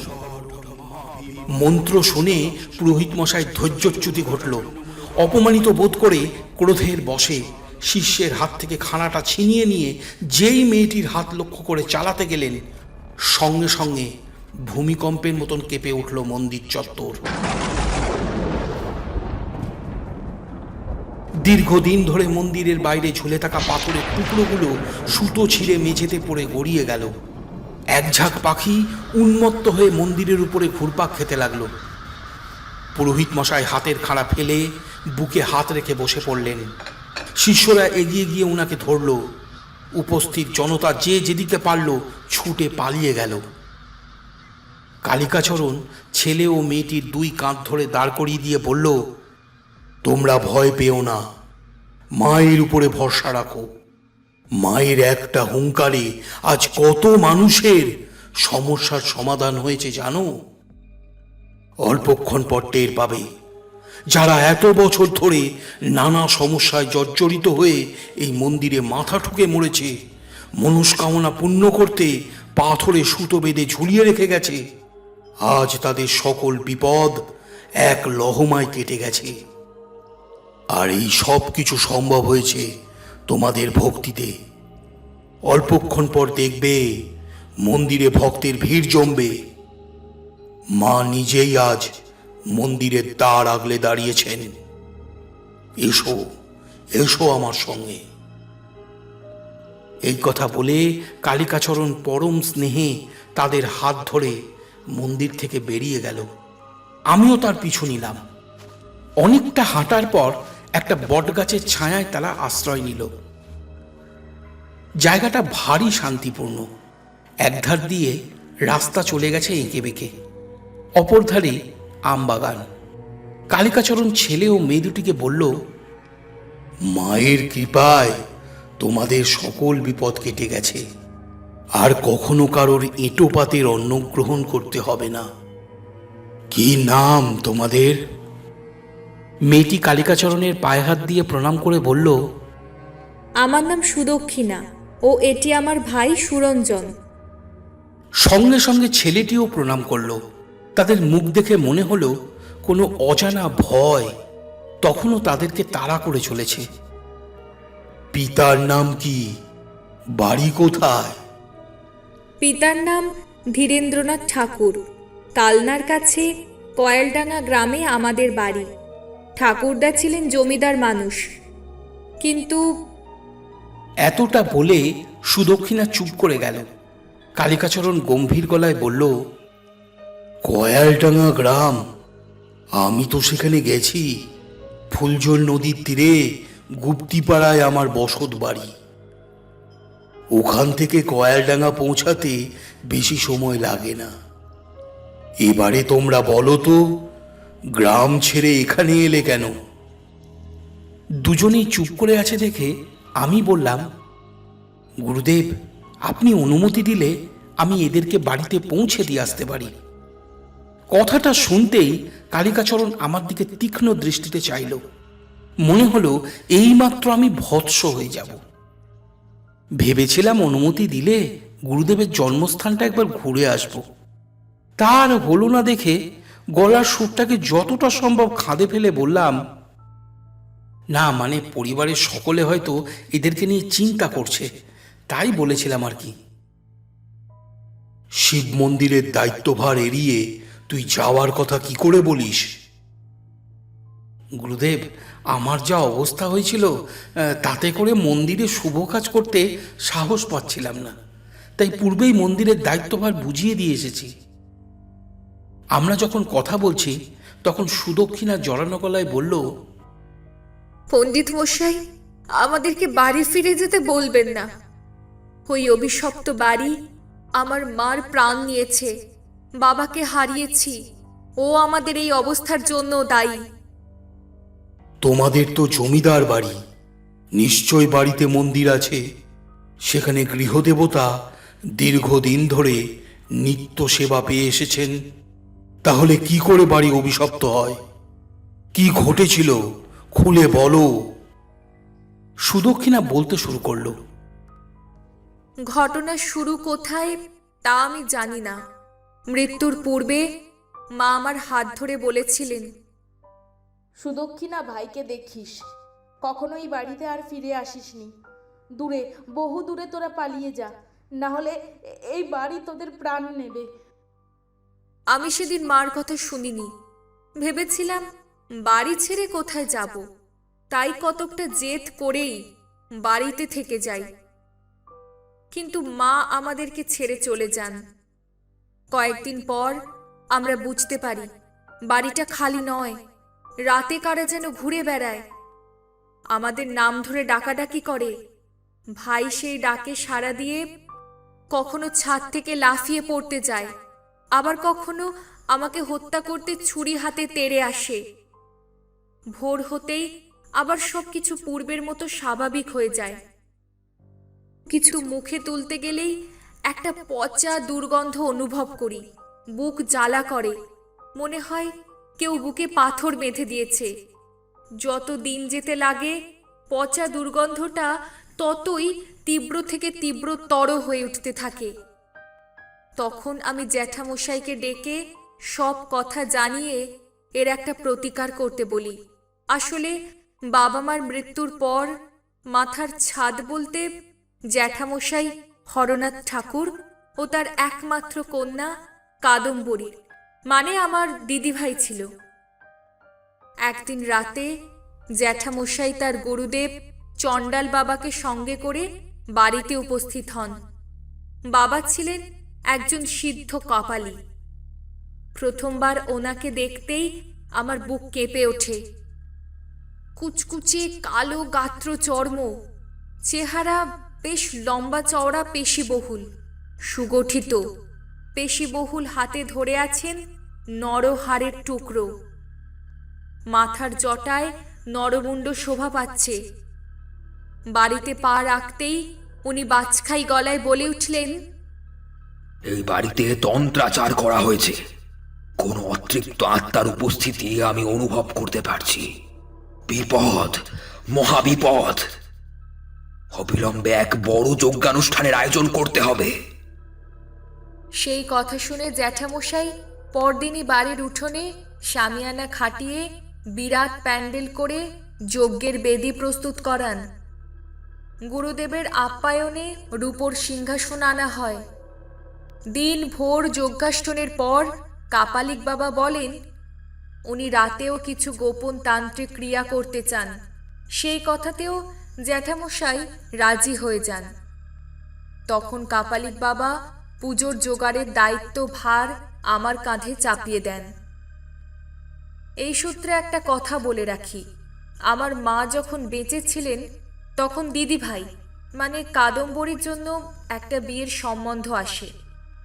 জ্যাঠামশাইয়ের কলকাতা নিবাসী বাল্য বন্ধু জমিদার মহেন্দ্র নারায়ণ চৌধুরীর তরফ থেকে। উনি তার একমাত্র পুত্র ইন্দ্রজিতের সাথে কাদম্বরীর বিবাহ দিতে চেয়েছিলেন, কিন্তু ইন্দ্রজিৎ বাবু কাদম্বরীকে দেখতে এসে আমাকে পছন্দ করে নেন। প্রথমে তিনি সেই কথা আমার মাকে ছাড়া কাউকেই জানাননি। পরে আমাকে সেই কথা বললে আমি তখন বাড়ির সকলকে জানাতে বলি। উত্তরে তিনি বলেছিলেন উপযুক্ত সময়ে সকলকে সব কিছু জানিয়ে দেবেন। এরপর তিনি একদিন জ্যাঠামশাইয়ের সঙ্গে শিকারে বার হয়ে আর বাড়ি ফিরে আসেননি। এতটা বলে সুদক্ষিণা অন্যমনস্ক হয়ে দূরে পথের দিকে চেয়ে কি যেন ভাবতে লাগলো। বললাম, এর মানে ইন্দ্রজিৎবাবু কলকাতায় নিজ বাসভবনে ফিরে গেলেন, তাই তো? না, তিনি ফিরে যাননি। জ্যাঠামশাই বাড়ি ফিরে এসে বলেছিলেন ইন্দ্রজিৎ বাবুকে বাঘে টেনে নিয়ে গেছে। তারপর? রাত তখন কত হবে জানি না। বাড়ির উঠোনে ধুনি জ্বলছে। কাপালিক বাবা মাছ মাংসের আহুতি দিয়ে চলেছেন যজ্ঞ কুণ্ডে। আমিও সুরঞ্জন ধুনির এক পাশে পাতা আসনে বসে ওনার তান্ত্রিক ক্রীড়া দেখছি। বাড়ির ভিতরটা তখন গুমোট হয়ে রয়েছে। মনে হচ্ছে অল্পক্ষণের মধ্যেই একটা প্রচণ্ড ঝড় দ্বিগুণ বেগে আছড়ে পড়বে। হঠাৎ বাড়ির মধ্যে একটা ভয়ঙ্কর গর্জন শোনা গেল। ভেঙে পড়ল বারান্দার জানালার কাঁচ। এক ঝলক হাওয়ায় উঠোনের বিরাট প্যান্ডেল কেঁপে গেল। কাপালিক বাবা বললেন, ইন্দ্রজিতের আত্মা কুপিত হয়েছে, সে ফিরে এসেছে এই বাড়িতে, কিন্তু কোনো ভয় নেই। আমি তাকে এমন ভাবে বন্ধন করেছি যে সে কিছুই করতে পারবে না। সেই মুহূর্তে বাড়ির উত্তর দিকে একটা ছায়া মূর্তিকে সরে যেতে দেখলাম।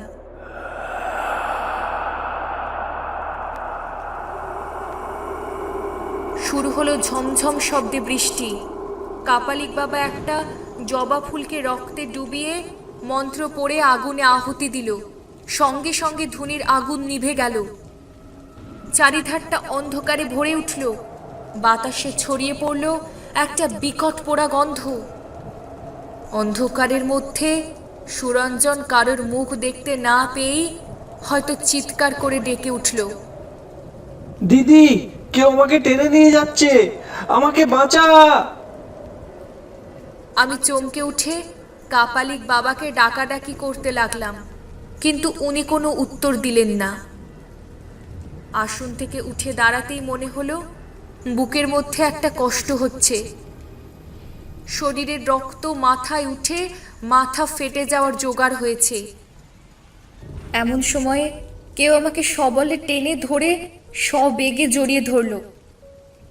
নিজেকে সামলে নিয়ে বাধা দিতে গিয়ে বুঝলাম আগন্তুক একটা কিছু অঘটন না ঘটিয়ে থামবে না। তাই কোনো মতে পেশিতে বল ফিরিয়ে এনে আলিঙ্গন থেকে নিজেকে মুক্ত করার চেষ্টা করতে লাগলাম। অনেকক্ষণ পর আন্দাজ করতে পারলাম কোনো কারণে আমি বিচার বিবেচনা বুদ্ধি হিতাহিত জ্ঞান সব কিছু হারিয়ে ফেলতে বসেছি।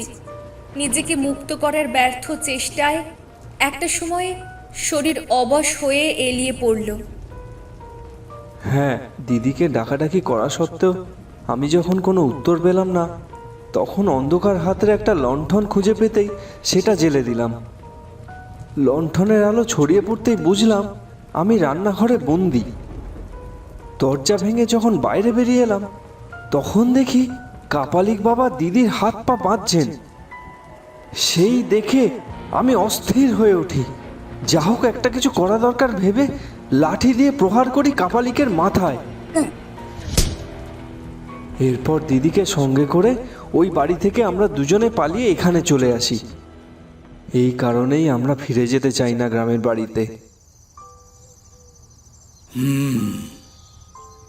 যাদের মধ্যে নোংরামো করার প্রবৃত্তি আছে, তন্ত্র তাদের জন্য নয়, তাই এদেরকে ভয় পাওয়ার কোনো কারণ নেই। জেনে রেখো, একজন প্রকৃত তান্ত্রিক কখনোই মানুষের চামড়াটাকে নয়, তার ভিতরের শক্তিটাকে ভালোবাসে। যে শক্তি হারালে একজন মানুষ ঢলে পড়ে মৃত্যুর কোলে। এই কারণেই আজ আমার শিষ্য অমরনাথ তোমাদের মধ্যে থাকা অদৃশ্য শক্তিকে স্পর্শ করতেই বুঝতে পেরেছিল তোমরা ভয়ানক কষ্টের মধ্যে আছো। তাই তো সে তোমাদেরকে সাহায্য করবে বলে ছুটে গিয়েছিল আমার কাছে। মা নিজেই একটা পাগলির রূপ ধারণ করে তোমাদের সংকল্প করা জবা ফুলের মালাটাকে গ্রহণ করেছিল।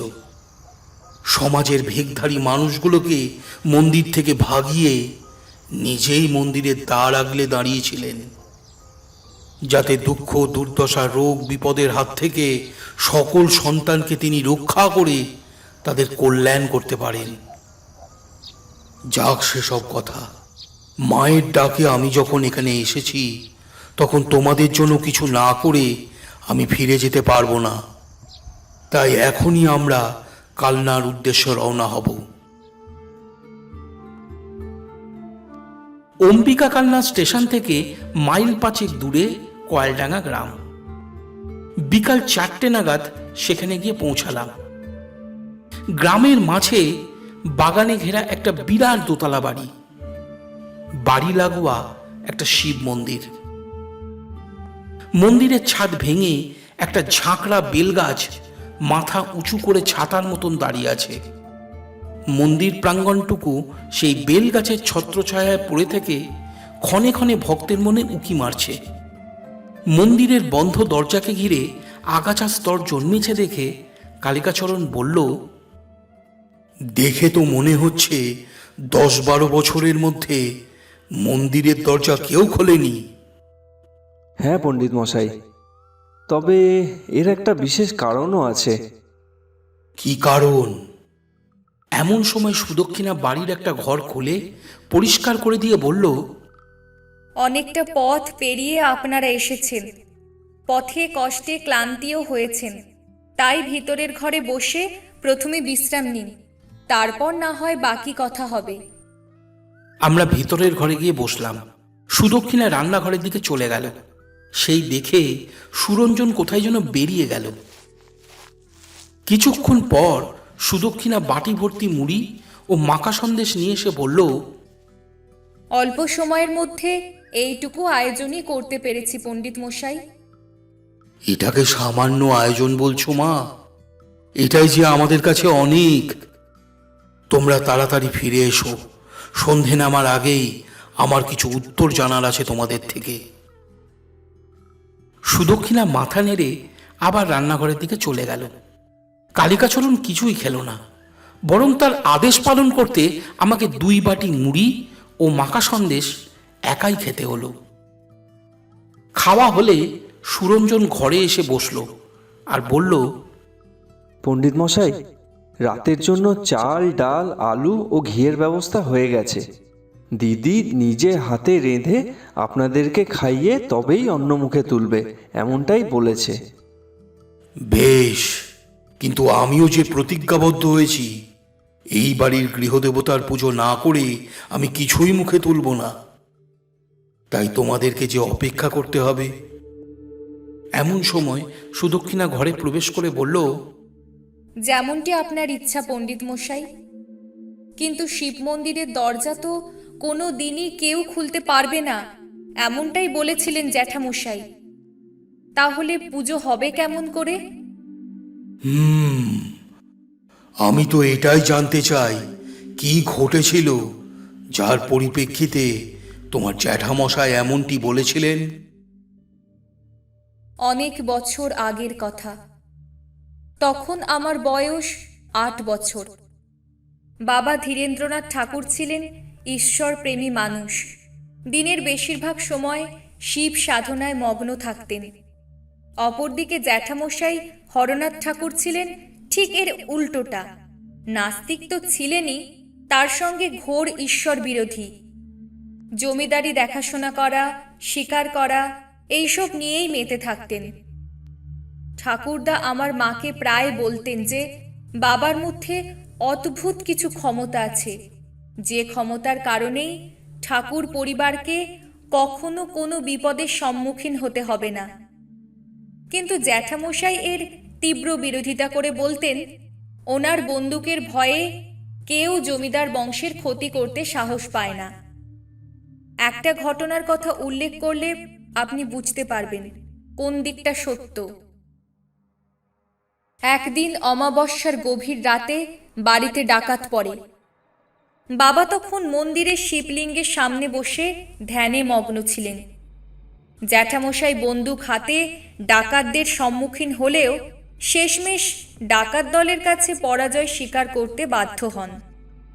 বন্দী হয় বাড়ির লেঠেল, চাকর বাকর থেকে শুরু করে বাড়ির সকলে। ঠাকুরদা বন্দী অবস্থায় ডাকাত সর্দারকে শিব মন্দির দেখিয়ে বলেন, পরিবারের মূল্যবান সম্পদ ওই মন্দিরে রাখা আছে, তোমাদের যদি ক্ষমতা থাকে তাহলে ওই সম্পদ লুট করে দেখাও।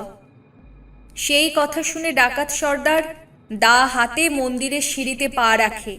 ঠিক সেই মুহূর্তে বাবার ধ্যান ভেঙে যায়। উনি মন্দির থেকে বেরিয়ে এসে পরম স্নেহে বলেন, তোমরা এসে গেছো, যাও ভোলে বাবার মাথায় জল ঢেলে এসো। আমরা এখানে বাবার মাথায় জল ঢালতে আসিনি, এসেছি এই বাড়ির সম্পত্তি লুট করতে। জানি তোমরা একটা নিষ্পাপ ছেলের বলির রক্তে মা কালীর পুজো সম্পন্ন করে এখানে এসেছো তোমাদের মনোবাঞ্ছা পূর্ণ করতে, কি তাই তো? আপনি এত কিছু জানলেন কি করে? বাবা হেসে বললেন, তোমরা যে ছেলেকে বলির জন্য বেছে নিয়েছিলে সে যে মহাকালের পরম ভক্ত। মা নিজে সেই ছেলেকে তোমাদের সকলের চোখের আড়াল হতে লুকিয়ে এই মন্দিরে রেখে গেছেন। তোমরা তো কুমড়ো বলি দিয়েছ। আপনি মিথ্যে বলছেন, আমাদের ভয়ে আপনি পাগল হয়ে গেছেন। না না, পাগল কেন হতে যাব? বিশ্বাস না হলে নিজের চোখেই দেখে এসো। সেদিন মন্দির থেকে ডাকাত সর্দার বেরিয়ে আসতেই তিনি হাতের দা ছুঁড়ে ফেলে দেন। বাবার পা জড়িয়ে ধরে কাঁদতে থাকে। এরপর বাড়ির সকলকে বাঁধন মুক্ত করে লুট করা জিনিসপত্র পুনরায় ঠাকুরদাকে ফিরিয়ে দেয়। ডাকাতি করা ছেড়ে শিবের মাথায় জল ঢেলে বাবার শিষ্যত্ব গ্রহণ করে সকলে। সেই আশ্চর্য ঘটনার পরেও কিন্তু জ্যাঠামশাই নিজেকে পরিবর্তন করেন না, বরং সন্দেহ করতে থাকেন ধীরেন্দ্রনাথের কারসাজিতেই বাড়িতে ডাকাত পড়েছে।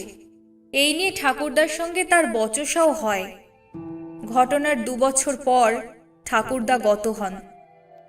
তখন জ্যাঠামশাইয়ের মধ্যে এক অদ্ভুত পরিবর্তন লক্ষ্য করা যায়। উনি মাঝে মধ্যেই বলতে থাকেন ঈশ্বরকে অবিশ্বাস করে তিনি মহা পাপ করেছেন, তাই তিনি ক্ষমা প্রার্থী। এখন তার ভাই মানে ধীরেন্দ্রনাথ যদি ওনাকে ক্ষমা করে দেয় তাহলে অনেকটা পাপের বোঝা তার মাথা থেকে সরে যেতে পারে। সেই কথা শুনে বাবা খুবই খুশি হন। বাড়িতে মহাকালের পুজোর আয়োজন করিয়ে জ্যাঠামশাইকে সঙ্গে করে একদিন রাতে বাবা মহাকালের পুজোতে বসেন।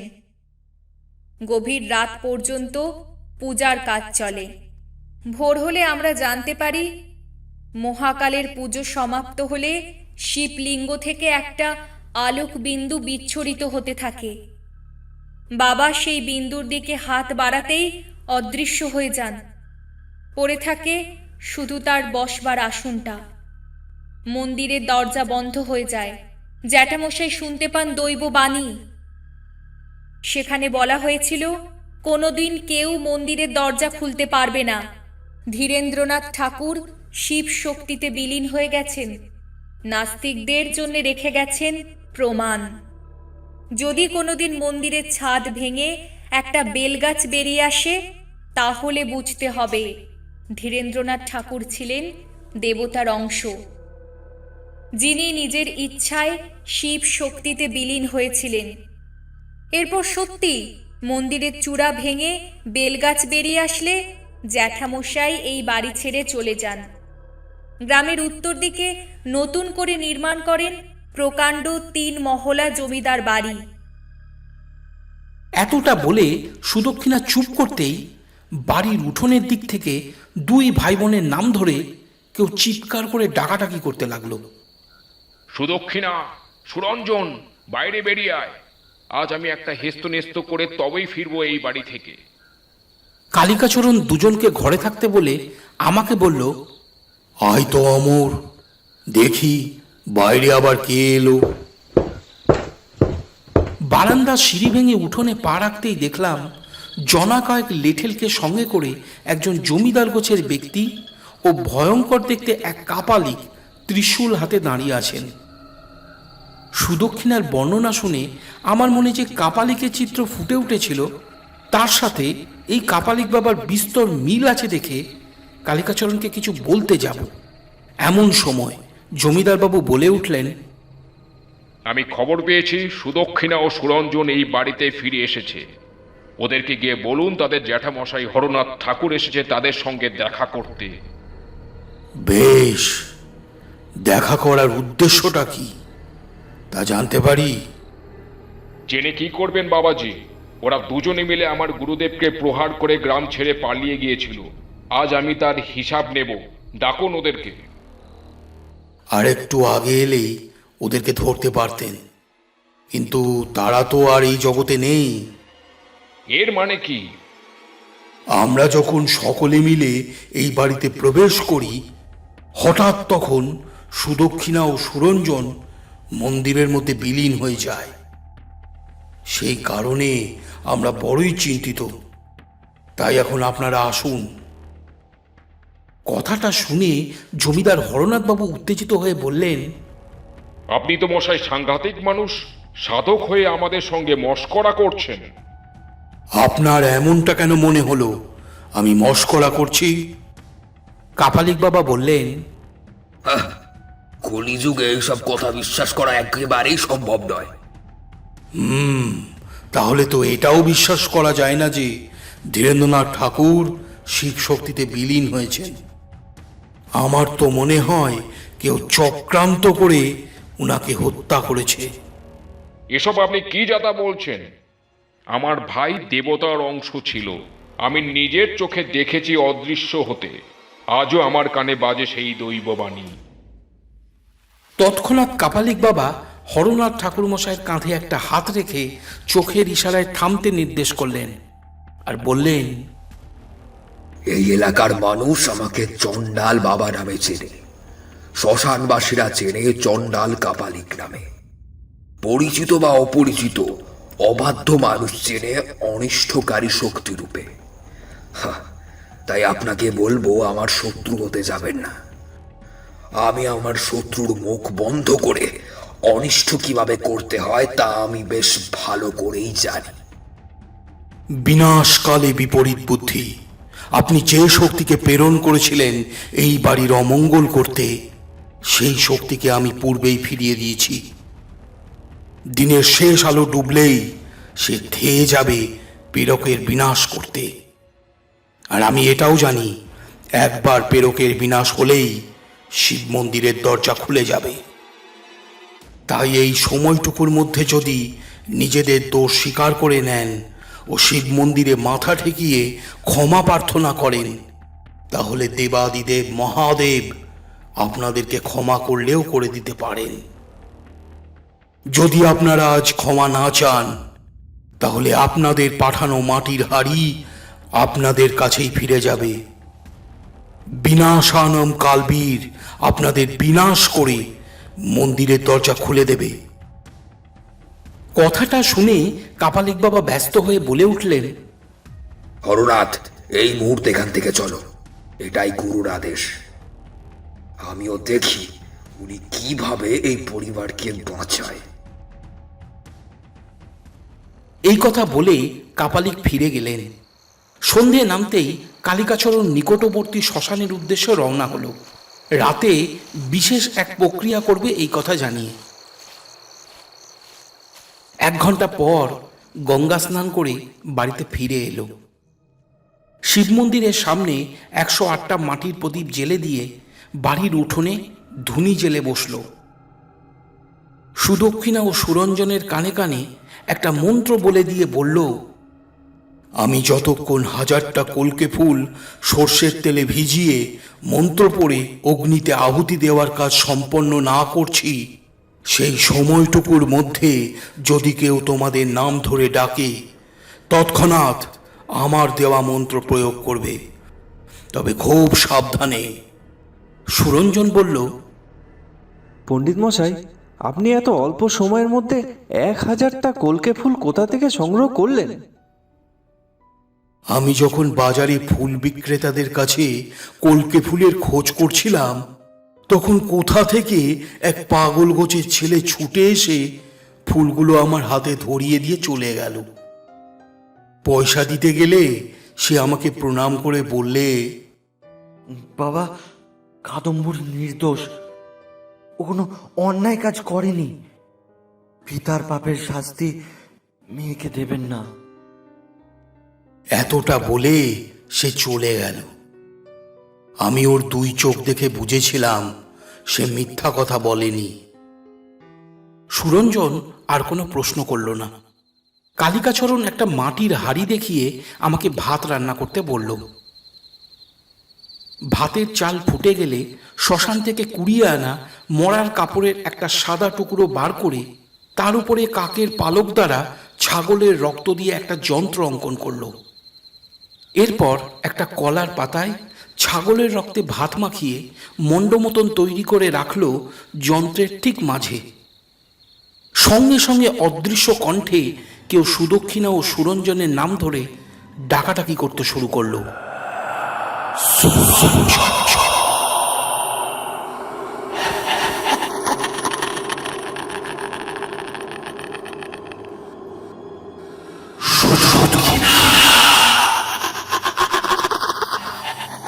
কি ভয়ঙ্কর সেই ডাক!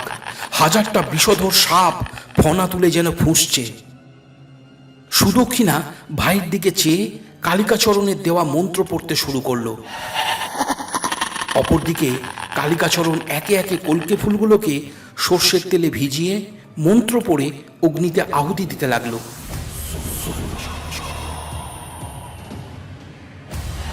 এইভাবে 1000টা কলকে ফুলের আহুতি সম্পন্ন হলে বাড়ির মধ্যে কোথাও মাটির হাড়ি ভাঙার শব্দ শোনা গেল, আর সেই সঙ্গে খুলে গেল দীর্ঘদিন ধরে বন্ধ হয়ে পড়ে থাকা শিব মন্দিরের দরজা। কালিকাচরণ আসন ছেড়ে উঠে দাঁড়িয়ে লণ্ঠন জেলে আনতে বলল। লণ্ঠন আনা হলে আমরা মন্দিরে প্রবেশ করলাম। আর একটা ব্যাপার দেখে আমি অবাক হয়ে গেলাম। মন্দিরের বাইরেটা আগাছার জঙ্গলে পরিপূর্ণ হলেও মন্দিরের ভিতরটা পরিষ্কার পরিচ্ছন্ন। শিবলিঙ্গের সামনে একটা আসন পাতা, আর সেই আসনের নিচের মাটি ফুঁড়ে উঠে এসেছে একটা লম্বা বেলগাছ। সেই বেলগাছ মন্দিরের ছাদ ভেঙে আকাশটাকে ছুঁতে হাত বাড়িয়েছে। কালিকাচরণ শিবলিঙ্গে প্রণাম করে সকলের উদ্দেশ্যে বলল, তোমরা এখানে দাঁড়িয়ে আছো কেন? যাও, গঙ্গা স্নান করে জল এনে ঢেলে দাও বাবার মাথায়। হর পার্বতীর কৃপায় এই বাড়ির উপর থেকে সকল বিপদ কেটে গেছে। যাও, দেরি করো না, আমি পুজোতে বসবো যে। ঘড়া ঘড়া জল এনে সেই রাতেই শিবলিঙ্গে ঢালা হলে পুজোর কাজ শুরু হলো। সারা রাত চলল পুজো। ভোর হলে কালিকাচরণ সুদক্ষিণা ও সুরঞ্জনকে ডেকে বলল, তোমরা এখন থেকে এই বাড়িতে নিশ্চিন্তে থাকতে পারো, আর কেউ তোমাদের কোনো ক্ষতি করতে পারবে না। আমাদের কাজ শেষ হয়েছে, এবারে কলকাতার উদ্দেশ্যে রওনা হতে হবে। যাওয়ার পূর্বে আমি তোমাদেরকে একটা সত্য ঘটনা বলে যেতে চাই। কি ঘটনা পণ্ডিত মশাই? তোমাদের পিতা ধীরেন্দ্রনাথ ঠাকুর শিবলিঙ্গে বিলীন হননি, তাকে হত্যা করা হয়েছিল।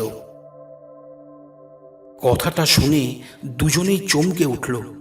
সুদক্ষিণা অস্থির হয়ে বলল, কি হয়েছিল? পুরো ঘটনাটা বলুন। আমার বাবার হত্যাকারী কে? যে রাতে ধীরেন্দ্রনাথ ঠাকুর তার দাদা হরনাথকে সঙ্গে করে মহাকালীর পুজোতে বসেন, সেই রাতেই হরনাথ বিশ্বাসঘাতকতা করে নিজের একমাত্র ভাই ধীরেন্দ্রনাথকে হত্যা করে ও তার মৃত শরীরটাকে লুকিয়ে ফেলে তারই বসবার আসনের নিচে। হরনাথ কোনোদিনও ঈশ্বর বিশ্বাসী ছিল না, তাই ঈশ্বরকে কখনো ভয় পেত না। তিনি মনে করতেন ভাই যা করে সবই হলো একটা ভণ্ডামি, মানুষকে বোকা বানানোর কৌশল। অপরদিকে ধীরেন্দ্রনাথ মৃত্যুর পূর্বেই ধ্যানযোগে জানতে পারে তার দাদার মনোভাবকে। আসন্ন মৃত্যুর কথা ভেবেও তিনি সেদিন পালাতে চাননি, বরং ঈশ্বরের অস্তিত্বকে তুলে ধরতে তিনি তার দাদাকে বলেছিলেন, দাদা, আজ আমার মৃত্যু নিশ্চিত, তা আমি জানি। তাই একটাই অনুরোধ করব, আমার মৃত্যুর পর শবদেহটাকে আমার বসবার আসনের নিচে সমাধিস্থ করিস। আর যদি কোনোদিন এই আসনের নিচে মাটি ফুঁড়ে কোনো বেলগাছের জন্ম হয় আর সেই গাছ মন্দিরের ছাদটাকে ভেঙে যদি বাইরে বেরিয়ে আসে, তখন জানবি আমি ফিরে এসেছি। এটাই প্রমাণ দিতে যে আমি ভণ্ড নই। হরনাথ ঠাকুর ভাবতেই পারেনি যে ভাইয়ের বলা কথাগুলো আগামী দিনে সত্য হতে চলেছে। তাই তিনি ধীরেন্দ্রনাথের বলা কথাগুলোকে এমনভাবে প্রকাশ করেছিলেন যাতে কেউ তাকে খুনের দায়ে সন্দেহ না করে। সকলে এটাই মেনে নেয় যে ধীরেন্দ্রনাথ শিব শক্তিতে বিলীন হয়ে গেছে। এরপর সত্যই যখন একটা বেলগাছ মন্দিরের ছাদ ভেঙে বেরিয়ে আসে, তখন থেকে তিনি ঈশ্বরকে ভয় পেতে শুরু করেন। অনেক ভেবে তিনি সিদ্ধান্ত নেন যে ধীরেন্দ্রনাথের পুরো পরিবারকে শেষ করে দেবেন। উদ্দেশ্য সফল করতে উনি পৌঁছে যান শ্মশানবাসী চণ্ডাল কাপালিকের কাছে। কাপালিক সব কথা শুনে নিজ স্বার্থে হরনাথ ঠাকুরকে শিষ্য বানিয়ে তার কাছ থেকে সকল সুযোগ নিতে থাকে। বিনিময়ে তন্ত্রের কিছু গুরু প্রক্রিয়া করে জাগিয়ে তোলেন 56টা বীরের মধ্যে কাল বীরকে, যে সাধকের ভোগ প্রসাদ গ্রহণ করে এই পরিবারকে ধ্বংস করতে ছুটে আসে। প্রথম মন্ত্রে কাপালিক তোমাদের মায়ের নাম জুড়ে একটা মাটির হাঁড়িকে প্রেরণ করে এই বাড়িতে। দীর্ঘ 10 দিন ধরে সেই হাঁড়ি এই বাড়ির চারিপাশে উড়ে বেড়াতে থাকে। রাত হলেই নাম ধরে ডাকাডাকি করে, অনিষ্ট করতে নানান রকম স্বপ্ন দেখায়, কিন্তু কোনো ফল হয় না, কারণ তোমাদের মা কখনোই সেই ডাকে সাড়া দেননি। এরপর হাড়ির মধ্যে থাকা শক্তি একদিন রাতে ধীরেন্দ্রনাথের গলায় ডেকে ওঠে। উনি মনে করেন স্বামী বাড়ি ফিরে এসেছেন, ভুল করে সেই ডাকে সাড়া দিয়ে ফেলেন। পর মুহূর্তেই আন্দাজ করতে পারেন কেউ তার সাথে ছল করেছে, কিন্তু তখন তার কাছে আর কোনো উপায় ছিল না। 2 দিন পর নিজের অজান্তে খাবারে বিষ মিশিয়ে খেয়ে ফেলেন। এর পরের নাম উঠে আসে সুরঞ্জনের। সে প্রথম রাতেই নিজের নাম ধরে ডাকাডাকি শুনে উত্তর করে আর নিজেকে জড়িয়ে ফেলে মৃত্যুর খেলায়। কখনো ছাদ থেকে লাফিয়ে পড়তে চায়, কিংবা ছুরি হাতে নিজেকে শেষ করে দিতে চায়। খাবারে পচা দুর্গন্ধ ও বুক জ্বালা শুরু হয়। এরপর কাপালিককে প্রহার করে বাড়ি ছেড়ে পালালে সুদক্ষিণার নামও এই মন্ত্রে জুড়ে যায়। যেহেতু তোমরা পালিয়ে মায়ের মন্দিরে আশ্রয় নিয়েছিলে, সেই কারণে বড় কোনো ক্ষতি হয়নি, বরং মায়ের কৃপায় বিপদমুক্ত হয়েছিলে। আমি জানতাম তোমরা এই বাড়িতে ফিরে এলেই তারা পুনরায় ক্ষতি করতে চাইবে। আমার ধারণা মিথ্যা ছিল না। গতকাল রাতেই তারা আবার তোমাদের অনিষ্ট করতে এই বাড়িতে সেই শক্তিকে প্রেরণ করেছিল। যে মন্ত্রের জোরে শক্তি এই বাড়ির অনিষ্ট করতে এসেছিল, আমি সেই মন্ত্রকে উল্টো দিক থেকে প্রয়োগ করে শক্তিকে থামিয়ে নতুন করে তার উদ্দেশ্যে ভোগ প্রসাদ নিবেদন করে ফিরিয়ে দিই। তখন সেই শক্তি ফিরে গিয়ে প্রেরকের প্রাণ নিয়ে নেয়। খুলে যায় শিব মন্দিরের দরজা। হর পার্বতীর কৃপায় কালবীরের মতন শক্তি বিলীন হয়ে যায় শ্মশানে। এর মানে জ্যাঠামশাই ও কাপালিক বাবা আর বেঁচে নেই? না, বিনাশানম কালবীর তাদেরকে বিনাশ করে শ্মশানের মাটিতে পুঁতে দিয়েছে। পণ্ডিত মশাই, কাদম্বরীর দিদি বেঁচে আছে? হ্যাঁ মা, বেঁচে আছে, কিন্তু সে চোরা কুঠুরিতে বন্দি। তোমরা যাও, তাকে ওখান থেকে বের করে আনার ব্যবস্থা করো। দিদিকে কে বন্দি করলো ও কেন? এই প্রশ্নের উত্তর দিতে গেলে আরও একটা সত্য কথাকে প্রকাশ্যে আনতে হয়। জমিদার মহেন্দ্র নারায়ণ চৌধুরীর একমাত্র পুত্র ইন্দ্রজিৎকে বাঘে টেনে নিয়ে যায়নি। জমিদার হরনাথ ঠাকুর তোমাদেরকে মিথ্যা কথা বলেছিলেন। উনি কাপালিক বাবার কথায় জেনে যান ইন্দ্রজিৎ কাদম্বরীকে নয়, বরং তার ভাইয়ের মেয়ে সুদক্ষিণাকে বিয়ে করতে চায়। তাই তারা ঠিক করে ইন্দ্রজিৎকে গোপনে বলি দেবে। উপযুক্ত সময় হলে কাদম্বরী সেখানে পৌঁছে ইন্দ্রজিৎকে বাঁচাতে কারাগারে নিক্ষেপ করার পরামর্শ দেয়। সেই কথায় কাপালিক রাজি হলে হরনাথ কোনো বিরোধ না করে ইন্দ্রজিৎকে কারাগারে নিক্ষেপ করে। 1 মাস পর সুযোগ বুঝে কাদম্বরী ইন্দ্রজিৎকে কারাগার থেকে পালাতে সাহায্য করে। সেই খবর কাপালিক ধ্যানযোগে জানতে পেরে কাদম্বরীকে কারাগারে বন্দি করে রাখার কথা বলে। যেহেতু হরনাথ কাপালিক বাবাকে নিজের গুরু বলে মনে করত, তাই নিজের মেয়ের বন্দি অবস্থা দেখেও চুপ থাকেন। অপরদিকে ইন্দ্রজিৎ যখন জানতে পারে তাকে সাহায্য করতে গিয়ে কাদম্বরী বন্দি হয়েছে, তখন থেকে সে নানাভাবে চেষ্টা করতে থাকে কিভাবে কাদম্বরীকে বন্দি অবস্থা থেকে মুক্ত করা যায়। আমার ধারণা গতকাল রাতে যে ছেলেটি আমাকে কলকে ফুলগুলো দিয়ে বলেছিল কাদম্বরী নির্দোষ, সেই আসলে ছিল ইন্দ্রজিৎ। এরপর সুদক্ষিণা ও সুরঞ্জন কাদম্বরীকে বন্দি অবস্থা থেকে মুক্ত করতে রওনা হলো গ্রামের উত্তর দিকে অবস্থিত জমিদার হরনাথ ঠাকুর মশায়ের প্রকাণ্ড 3 মহলা জমিদার বাড়ির দিকে। আমরা এগোতে লাগলাম অম্বিকা কালনা স্টেশনের দিকে।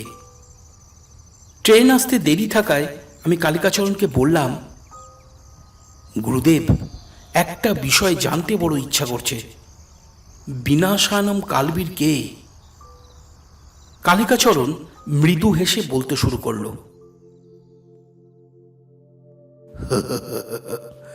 কালবীর মানে কালুয়া বীর, শ্মশানের রাজা।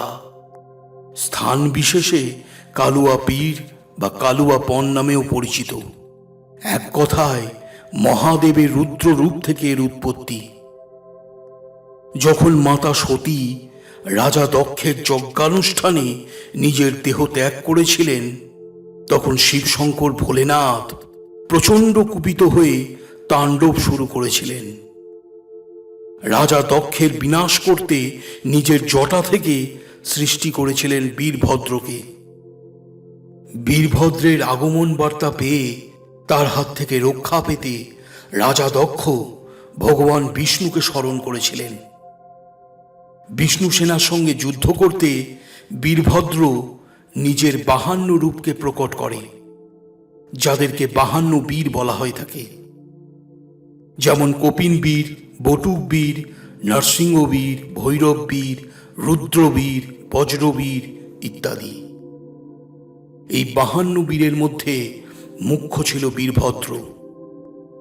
যুদ্ধ চলাকালীন সময় বীরভদ্রের আগ্রাসনের সামনে একে একে যখন বিষ্ণু সেনারা সকলে পরাজিত হয়, তখন বিষ্ণুর সঙ্গে বীরভদ্রের সংঘর্ষ শুরু হয়। বীরভদ্র ধর্মের পথ অবলম্বন করেছিল বলে ভগবান বিষ্ণু সংঘর্ষকে এগিয়ে নিয়ে যেতে দেননি। এরপর বীরভদ্র দক্ষের বিনাশ করে, যুদ্ধ সমাপ্ত হয়, কিন্তু তার মধ্যে যুদ্ধ করার বাসনা রয়েই যায়। এরপর সে শিবশঙ্কর ভোলেনাথের বিরুদ্ধে যুদ্ধ ঘোষণা করে। শক্তির সঙ্গে লড়তে থাকে। যত সময় ধরে বীরভদ্র মহাদেবের সঙ্গে লড়তে থাকে, ততই তার রূপ কালো হতে থাকে। ভয়ঙ্কর যুদ্ধ দেখে যখন সকল দেবদেবী ওখানে প্রকট হন, তখন তারা বীরভদ্রের কালো রূপের নাম দেয় কালুয়া বীর, মানে কালবীর। এরপর শিব তার শক্তিকে আহ্বান করে।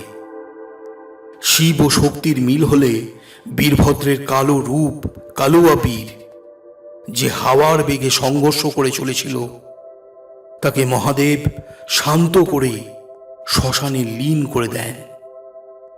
এই কারণে কালবীর শ্মশানের রাজা। মহাদেবের অঘোরী রুদ্র রূপ হল কালুয়া বীর। এতটা বলে কালিকাচরণ থামতে ট্রেনের হর্ন শোনা গেল।